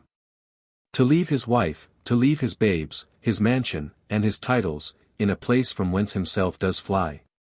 He loves us not, he wants the natural touch. For the poor wren, the most diminutive of birds, will fight, her young ones in her nest, against the owl. All is the fear, and nothing is the love, as little is the wisdom, where the flight so runs against all reason. Ross. My dearest coz, I pray you, school yourself, but, for your husband, he is noble, wise, judicious, and best knows the fits season.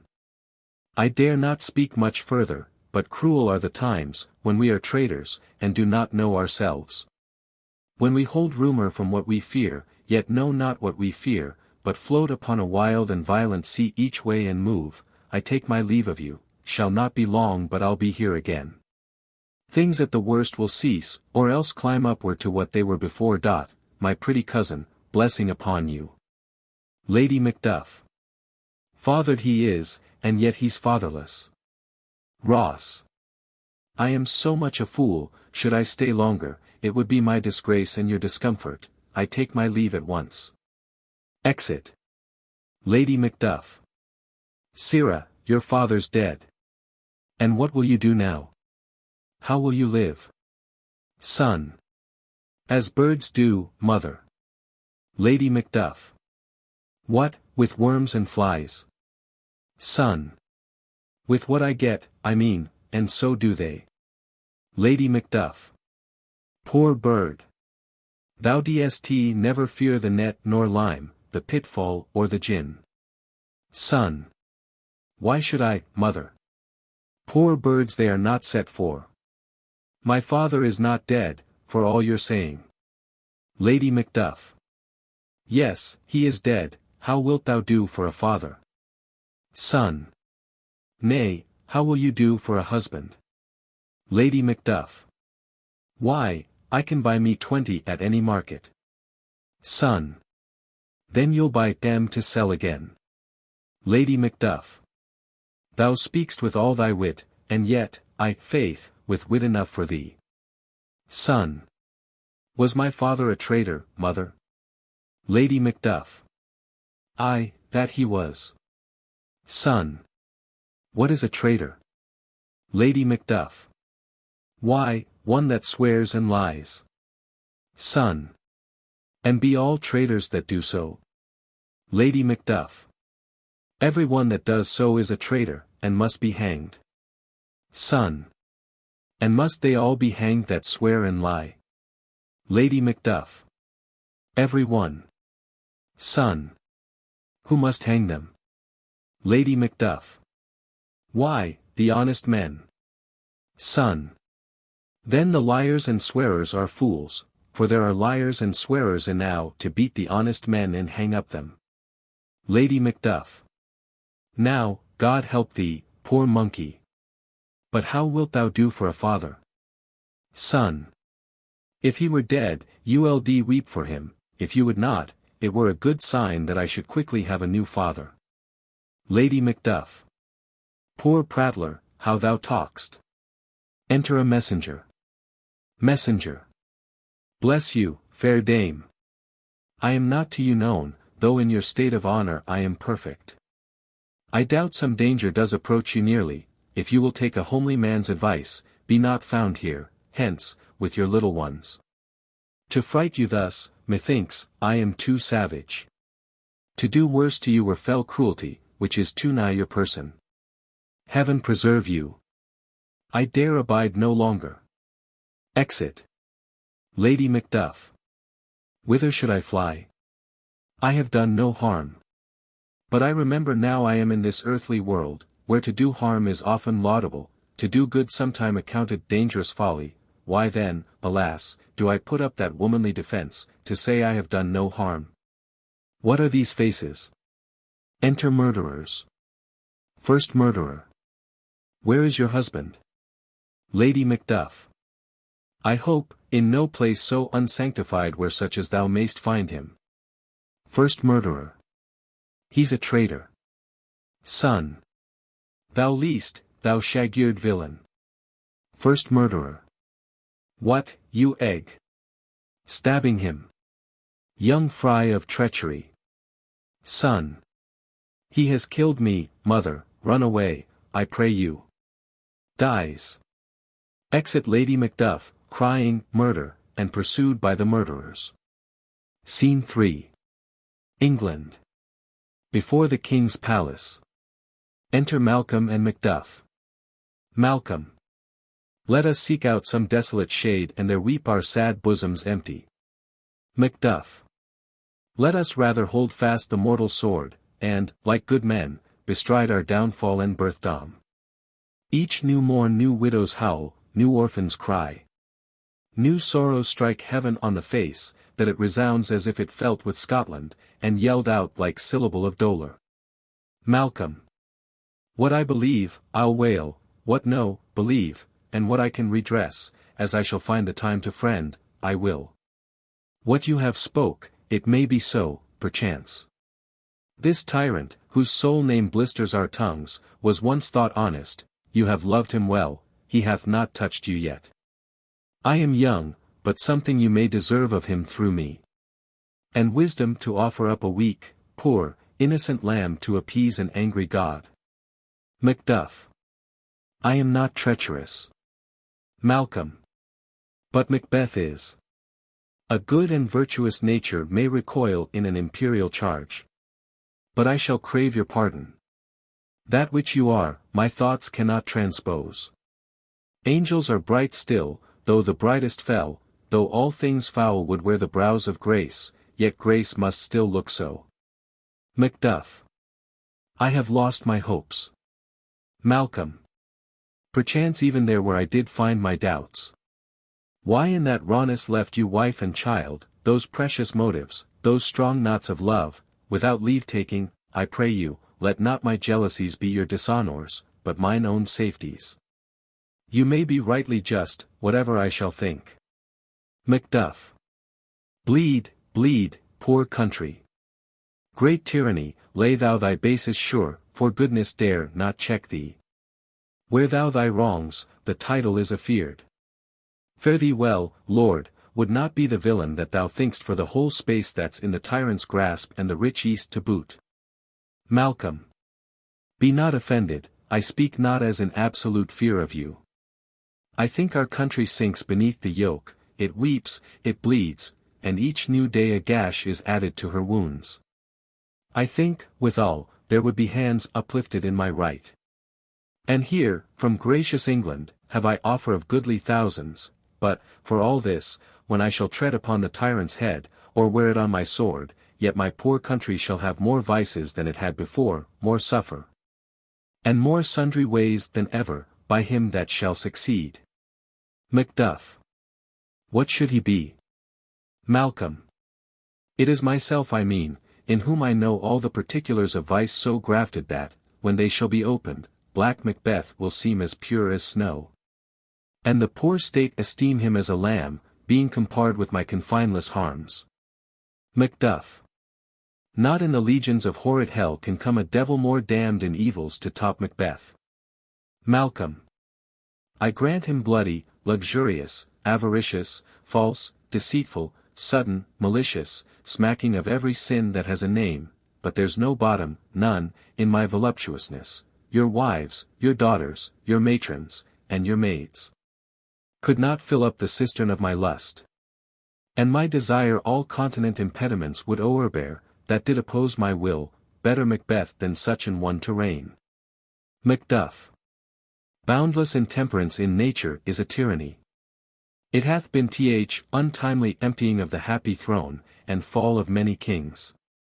But fear not yet to take upon you what is yours, you may convey your pleasures in a spacious plenty, and yet seem cold, the time you may so hoodwink.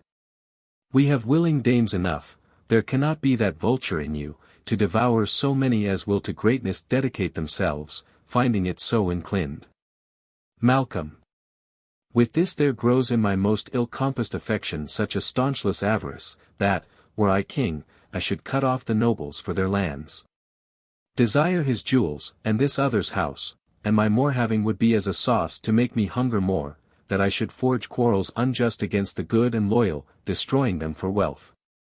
Macduff. This avarice sticks deeper. Grows with more pernicious root than summer-seeming lust, and it hath been the sword of our slain kings, yet do not fear, Scotland hath foisons to fill up your will of your mere own. All these are portable, with other graces wait. Malcolm. But I have none, the king becoming graces, as justice, verity, temperance, stableness, bounty, perseverance, mercy, lowliness, devotion, patience, courage, fortitude, I have no relish of them. But abound in the division of each several crime, acting it many ways. Nay, had I power, I should pour the sweet milk of concord into hell, uproar the universal peace, confound all unity on earth. Macduff. O Scotland, Scotland. Malcolm. If such a one be fit to govern, speak, I am as I have spoken. Macduff. Fit to govern. No, not to live. O nation miserable, with an untitled tyrant bloody sceptred, when shalt thou see thy wholesome days again, since that the truest issue of thy throne by his own interdiction stands accused, and does blaspheme his breed? Thy royal father was a most sainted king. The queen that bore thee, oftener upon her knees than on her feet, died every day she lived. Fare thee well. These evils thou repeat'st upon thyself have banished me from Scotland. O my breast, thy hope ends here. Malcolm. Macduff, this noble passion, child of integrity, hath from my soul wiped the black scruples, reconciled my thoughts to thy good truth and honor. Devilish Macbeth by many of these trains hath sought to win me into his power, and modest wisdom plucks me from over-credulous haste, but God above deal between thee and me. For even now I put myself to thy direction, and unspeak mine own detraction, here abjure the taints and blames I laid upon myself, for strangers to my nature. I am yet unknown to woman, never was forsworn, scarcely have coveted what was mine own. At no time broke my faith, would not betray the devil to his fellow, and delight no less in truth than life, my first false speaking was this upon myself. What I am truly, is thine and my poor country's to command, whither, indeed, before thy here approach, old Seward, with 10,000 warlike men, already at a point, was setting forth. Now will together, and the chance of goodness be like our warranted quarrel. Why are you silent? Macduff. Such welcome and unwelcome things at once, 'tis hard to reconcile. Enter a doctor. Malcolm. Well, more anon. Comes the king forth, I pray you? Doctor. Aye, sir. There are a crew of wretched souls that stay his cure, their malady convinces the great essay of art, but at his touch, such sanctity hath heaven given his hand, they presently amend. Malcolm. I thank you, doctor. Exit doctor. Macduff. What's the disease he means? Malcolm. 'Tis called the evil, a most miraculous work in this good king, which often, since my here remain in England, I have seen him do. How he solicits heaven, himself best knows, but strangely visited people, all swollen and ulcerous, pitiful to the eye, the mere despair of surgery, he cures. Hanging a golden stamp about their necks, put on with holy prayers, and 'tis spoken, to the succeeding royalty he leaves the healing benediction. With this strange virtue, he hath a heavenly gift of prophecy. And sundry blessings hang about his throne, that speak him full of grace. Enter Ross. Macduff. See, who comes here? Malcolm. My countryman, but yet I know him not. Macduff. My ever-gentle cousin, welcome hither. Malcolm. I know him now. Good God, betimes remove the means that makes us strangers. Ross. Sir, amen. Macduff. Stand Scotland where it did? Ross. Alas, poor country, almost afraid to know itself. It cannot be called our mother, but our grave, where nothing, but who knows nothing, is once seen to smile, where sighs, and groans, and shrieks, that rent the air, are made, not marked, where violent sorrow seems a modern ecstasy. The dead man's knell is there scarce asked for who, and good men's lives expire before the flowers in their caps, dying or ere they sicken. Macduff. Oh, relation too nice, and yet too true. Malcolm. What's the newest grief? Ross. That of an hour's age doth hiss the speaker, each minute teems a new one. Macduff. How does my wife? Ross. Why, well. Macduff. And all my children? Ross. Well too. Macduff. The tyrant has not battered at their peace? Ross. No. They were well at peace when I did leave M. Macduff. Be not a niggard of your speech, how goest? Ross. When I came hither to transport the tidings, which I have heavily borne, there ran a rumour of many worthy fellows that were out. Which was to my belief witness the rather, for that I saw the tyrant's power afoot. Now is the time of help. Your eye in Scotland would create soldiers, make our women fight, to doff their dire distresses. Malcolm. Beat their comfort, we are coming thither. Gracious England hath lent us good Seward and 10,000 men, an older and a better soldier none that Christendom gives out. Ross. Would I could answer this comfort with the like. But I have words that would be howled out in the desert air, where hearing should not latch them. Macduff. What concern they? The general cause? Or is it a fee grief due to some single breast? Ross. No mind that's honest but in it shares some woe, though the main part pertains to you alone. Macduff. If it be mine, keep it not from me, quickly let me have it. Ross. Let not your ears despise my tongue for ever, which shall possess them with the heaviest sound that ever yet they heard. Macduff. Hum. I guess at it. Ross. Your castle is surpriest, your wife and babes savagely slaughtered. To relate the manner were, on the quarry of these murdered deer, to add the death of you. Malcolm. Merciful heaven, what, man? Ne'er pull your hat upon your brows. Give sorrow words. The grief that does not speak whispers the o'erfraught heart, and bids it break. Macduff. My children too. Ross. Wife, children, servants, all that could be found. Macduff. And I must be from thence. My wife killed too. Ross. I have said. Malcolm. Be comforted, let's make us medicines of our great revenge, to cure this deadly grief. Macduff. He has no children. All my pretty ones. Did you say all, oh hell-kite, all? What, all my pretty chickens and their dam at one fell swoop? Malcolm. Dispute it like a man. Macduff. I shall do so, but I must also feel it as a man, I cannot but remember such things were, that were most precious to me. Did heaven look on, and would not take their part? Sinful Macduff, they were all struck for thee. Not that I am, not for their own demerits, but for mine, fell slaughter on their souls, heaven rest them now. Malcolm. Be this the whetstone of your sword. Let grief convert to anger, blunt not the heart, enrage it. Macduff. Oh, I could play the woman with mine eyes, and braggart with my tongue, but, gentle heavens, cut short all intermission, front to front, bring thou this fiend of Scotland and myself, within my sword's length set him. If he escape, heaven forgive him too. Malcolm. This tune goes manly. Come, go we to the king.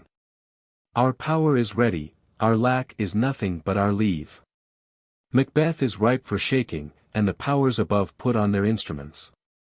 Receive what cheer you may, the night is long that never finds the day. Exeunt. Act V. Scene I, Dunsinane. A room in the castle.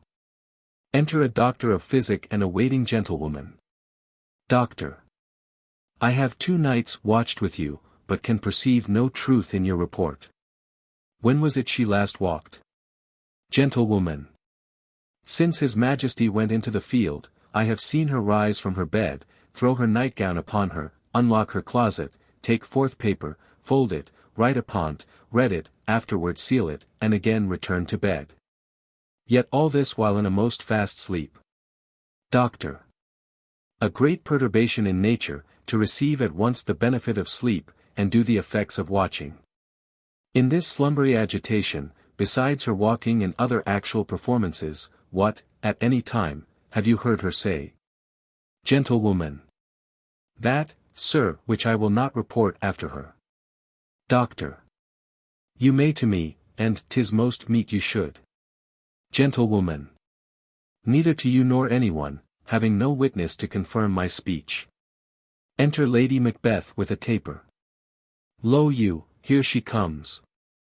This is her very guise, and, upon my life, fast asleep. Observe her, stand close. Doctor. How came she by that light? Gentlewoman. Why, it stood by her, she has light by her continually, 'tis her command. Doctor. You see, her eyes are open. Gentlewoman. Aye, but their scents are shut. Doctor. What is it she does now? Look how she rubs her hands. Gentlewoman.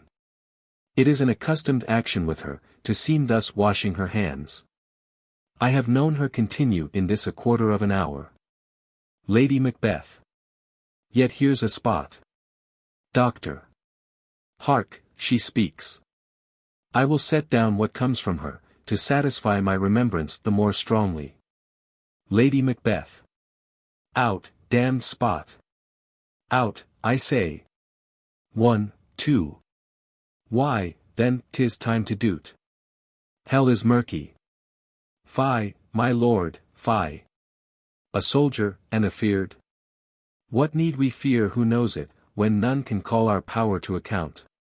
Yet who would have thought the old man to have had so much blood in him? Doctor.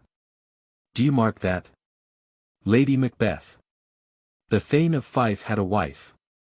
Where is she now? What, will these hands ne'er be clean? No more oh, that, my lord, no more oh, that, you mar all with this starting.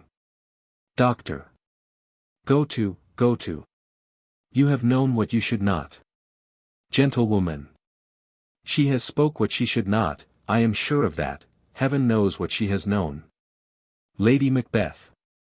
Here's the smell of the blood still, all the perfumes of Arabia will not sweeten this little hand.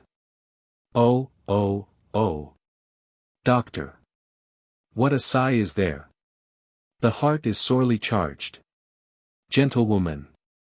I would not have such a heart in my bosom for the dignity of the whole body. Doctor. Well. Gentlewoman. Pray God it be, sir. Doctor. This disease is beyond my practice, yet I have known those which have walked in their sleep, who have died holily in their beds. Lady Macbeth. Wash your hands, put on your nightgown, look not so pale. I tell you yet again, Banquo's buried. He cannot come out on's grave. Doctor. Even so. Lady Macbeth. To bed. There's knocking at the gate. Come, give me your hand. What's done cannot be undone. To bed. Exit. Doctor. Will she go now to bed? Gentlewoman. Directly. Doctor. Foul whisperings are abroad.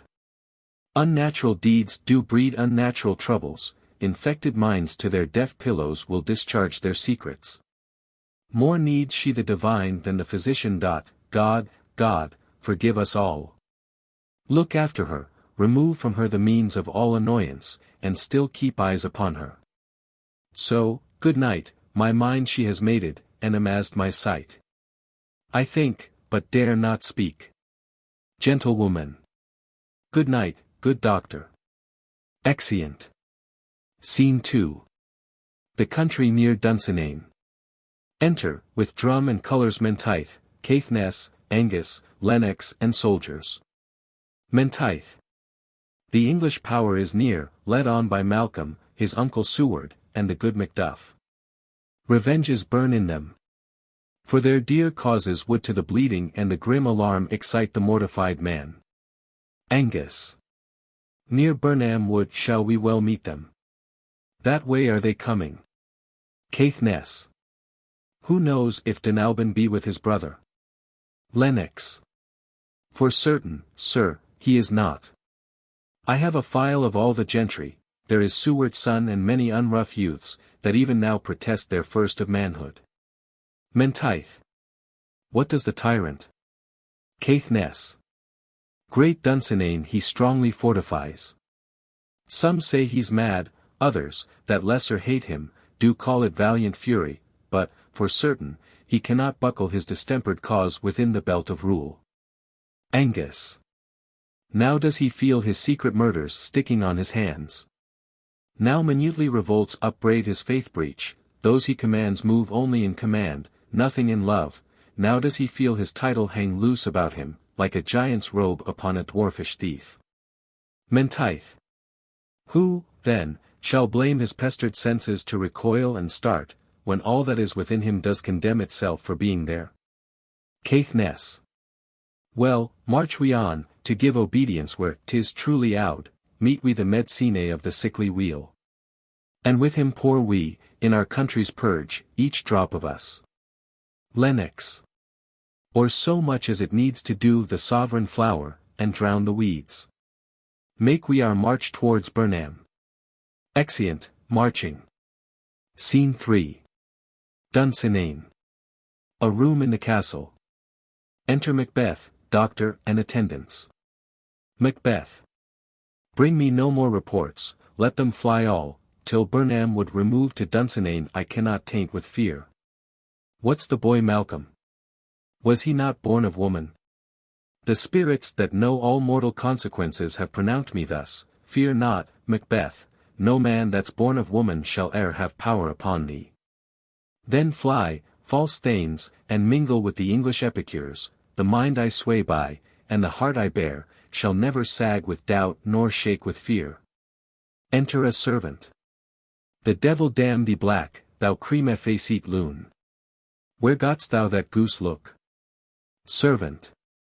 There is 10,000. Macbeth. Geese, villain. Servant. Soldiers, sir. Macbeth. Go prick thy face and overread thy fear, thou lily-livered boy. What soldiers, Patch? Death of thy soul. Those linen cheeks of thine are counsellors to fear. What soldiers, Wayface? Servant. The English force, so please you. Macbeth. Take thy face hence. Exit servant. Satan, I am sick at heart, when I behold, Satan, I say. This push will cheer me ever or disseat me now. I have lived long enough, my way of life is fallen into the sere, the yellow leaf, and that which should accompany old age, as honor, love, obedience, troops of friends, I must not look to have. But, in their stead, curses, not loud but deep, mouth honor, breath, which the poor heart would fain deny, and dare not. Satan. Enter Satan. Satan. What's your gracious pleasure? Macbeth. What news more? Satan. All is confirmed, my lord, which was reported. Macbeth. I'll fight till from my bones my flesh be hacked. Give me my armor. Satan. 'Tis not needed yet. Macbeth. I'll put it on. Send out more horses, scur the country round. Hang those that talk of fear. Give me mine armor. How does your patient, doctor? Doctor. Not so sick, my lord, as she is troubled with thick coming fancies, that keep her from her rest. Macbeth. Cure her of that. Canst thou not minister to a mind diseased, pluck from the memory a rooted sorrow, raise out the written troubles of the brain? And with some sweet oblivious antidote cleanse the stuffed bosom of that perilous stuff which weighs upon the heart. Doctor. Therein the patient must minister to himself. Macbeth. Throw physic to the dogs, I'll none of it. Come, put mine armor on, give me my staff, Satan, send out. Doctor, the thanes fly from me. Come, sir, dispatch. If thou couldst, doctor, cast the water of my land, find her disease, and purge it to a sound and pristine health, I would applaud thee to the very echo, that should applaud again. Pulled off, I say. What rhubarb, senna, or what purgative drug, would scour these English hence? Hear'st thou of them? Doctor. Ay, my good lord. Your royal preparation makes us hear something. Macbeth. Bring it after me. I will not be afraid of death and bane, till Burnham Forest come to Dunsinane. Exeunt all except Doctor. Doctor. Were I from Dunsinane away and clear, profit again should hardly draw me here. Exit. Scene 4. Country near Dunsinane, wood in view. Enter, with drum and colours Malcolm, old Seward and his son, Macduff, Menteith, Caithness, Angus, Lennox, Ross and soldiers, marching. Malcolm. Cousins, I hope the days are near at hand that Chambers will be safe. Menteith. We doubted nothing. Seward. What wood is this before us? Menteith. The wood of Burnham. Malcolm. Let every soldier hew him down a bough, and bear it before him. Thereby shall we shadow the numbers of our host, and make discovery err in report of us. Soldiers. It shall be done. Seward. We learn no other but the confident tyrant keeps still in Dunsinane, and will endure our setting down before't. Malcolm. 'Tis his main hope, for where there is advantage to be given, both more and less have given him the revolt, and none serve with him but constrained things, whose hearts are absent too. Macduff. Let our just censures attend the true event, and put we on industrious soldiership. Seward. The time approaches, that will with due decision make us know what we shall say we have, and what we owe. Thoughts speculative their unsure hopes relate, but certain issue strokes must arbitrate, towards which advance the war. Exeunt, marching. Scene v. Dunsinane. Within the castle. Enter with drum and colours, Macbeth, Satan and soldiers. Macbeth. Hang out our banners on the outward walls, the cry is still, they come. Our castle's strength will laugh a siege to scorn, here let them lie till famine and the ague eat them up. Were they not forked with those that should be ours, we might have met them dareful, beard to beard, and beat them backward home. A cry of women within. What is that noise? Satan. It is the cry of women, my good lord. Exit. Macbeth. I have almost forgot the taste of fears. The time has been, my senses would have cooled to hear a night shriek, and my fell of hair would at a dismal treatise rouse and stir as life were in't. I have supped full with horrors. Direness, familiar to my slaughterous thoughts, cannot once start me. Enter Satan. Wherefore was that cry? Satan. The queen, my lord, is dead. Macbeth. She should have died hereafter. There would have been a time for such a word. Tomorrow, and tomorrow, and tomorrow, creeps in this petty pace from day to day, to the last syllable of recorded time, and all our yesterdays have lighted fools the way to dusty death. Out, out, brief candle. Life's but a walking shadow. A poor player, that struts and frets his hour upon the stage, and then is heard no more. It is a tale told by an idiot, full of sound and fury, signifying nothing. Enter a messenger. Thou comest to use thy tongue, thy story quickly. Messenger. Gracious my lord, I should report that which I say I saw, but know not how to do't. Macbeth. Well, say, sir. Messenger. As I did stand my watch upon the hill, I looked toward Burnham, and anon, methought, the wood began to move. Macbeth. Liar, and slave. Messenger. Let me endure your wrath, if be not so. Within this 3 mile may you see it coming, I say, a moving grove. Macbeth. If thou speak'st false, upon the next tree shalt thou hang alive, till famine cling thee. If thy speech be sooth, I care not if thou dost for me as much. I pull in resolution, and begin to doubt th equivocation of the fiend, that lies like truth. Fear not, till Burnham would do come to Dunsinane, and now a wood comes toward Dunsinane. Arm, and out, if this which he avouches does appear, there is nor flying hence nor tarrying here.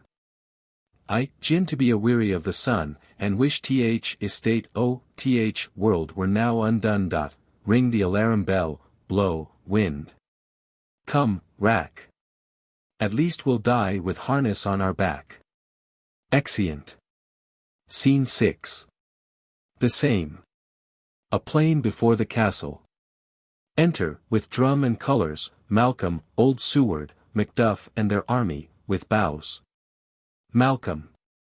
Now near enough. Your leafy screens throw down, and show like those you are. You, worthy uncle, shall with my cousin, your right noble son, lead our first battle, worthy Macduff, and we shall take upon's what else remains to do, according to our order. Seward. Fare you well. Do we but find the tyrant's power tonight, let us be beaten, if we cannot fight. Macduff. Make all our trumpets speak, give them all breath, those clamorous harbingers of blood and death. Exeunt.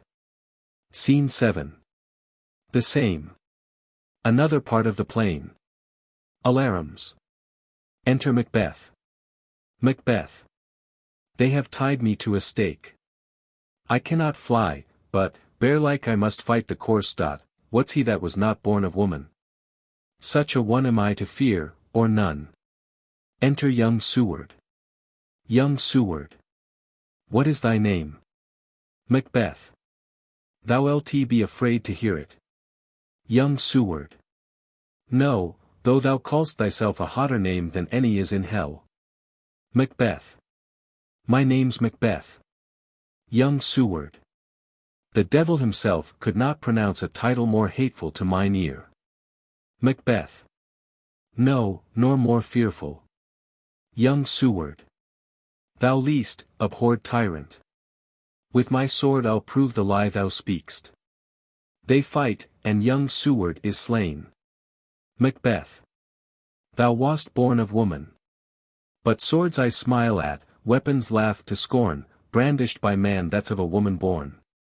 Exit. Alarums. Enter Macduff. Macduff. That way the noise is. Tyrant, show thy face. If thou be'st slain and with no stroke of mine, my wife and children's ghosts will haunt me still. I cannot strike at wretched kerns, whose arms are hired to bear their staves. Either thou, Macbeth, or else my sword, with an unbattered edge, I sheath again undade. There thou shouldst be, by this great clatter, one of greatest note seems brooded. Let me find him, fortune. And more I beg not. Exit. Alarums. Enter Malcolm and old Seward. Seward.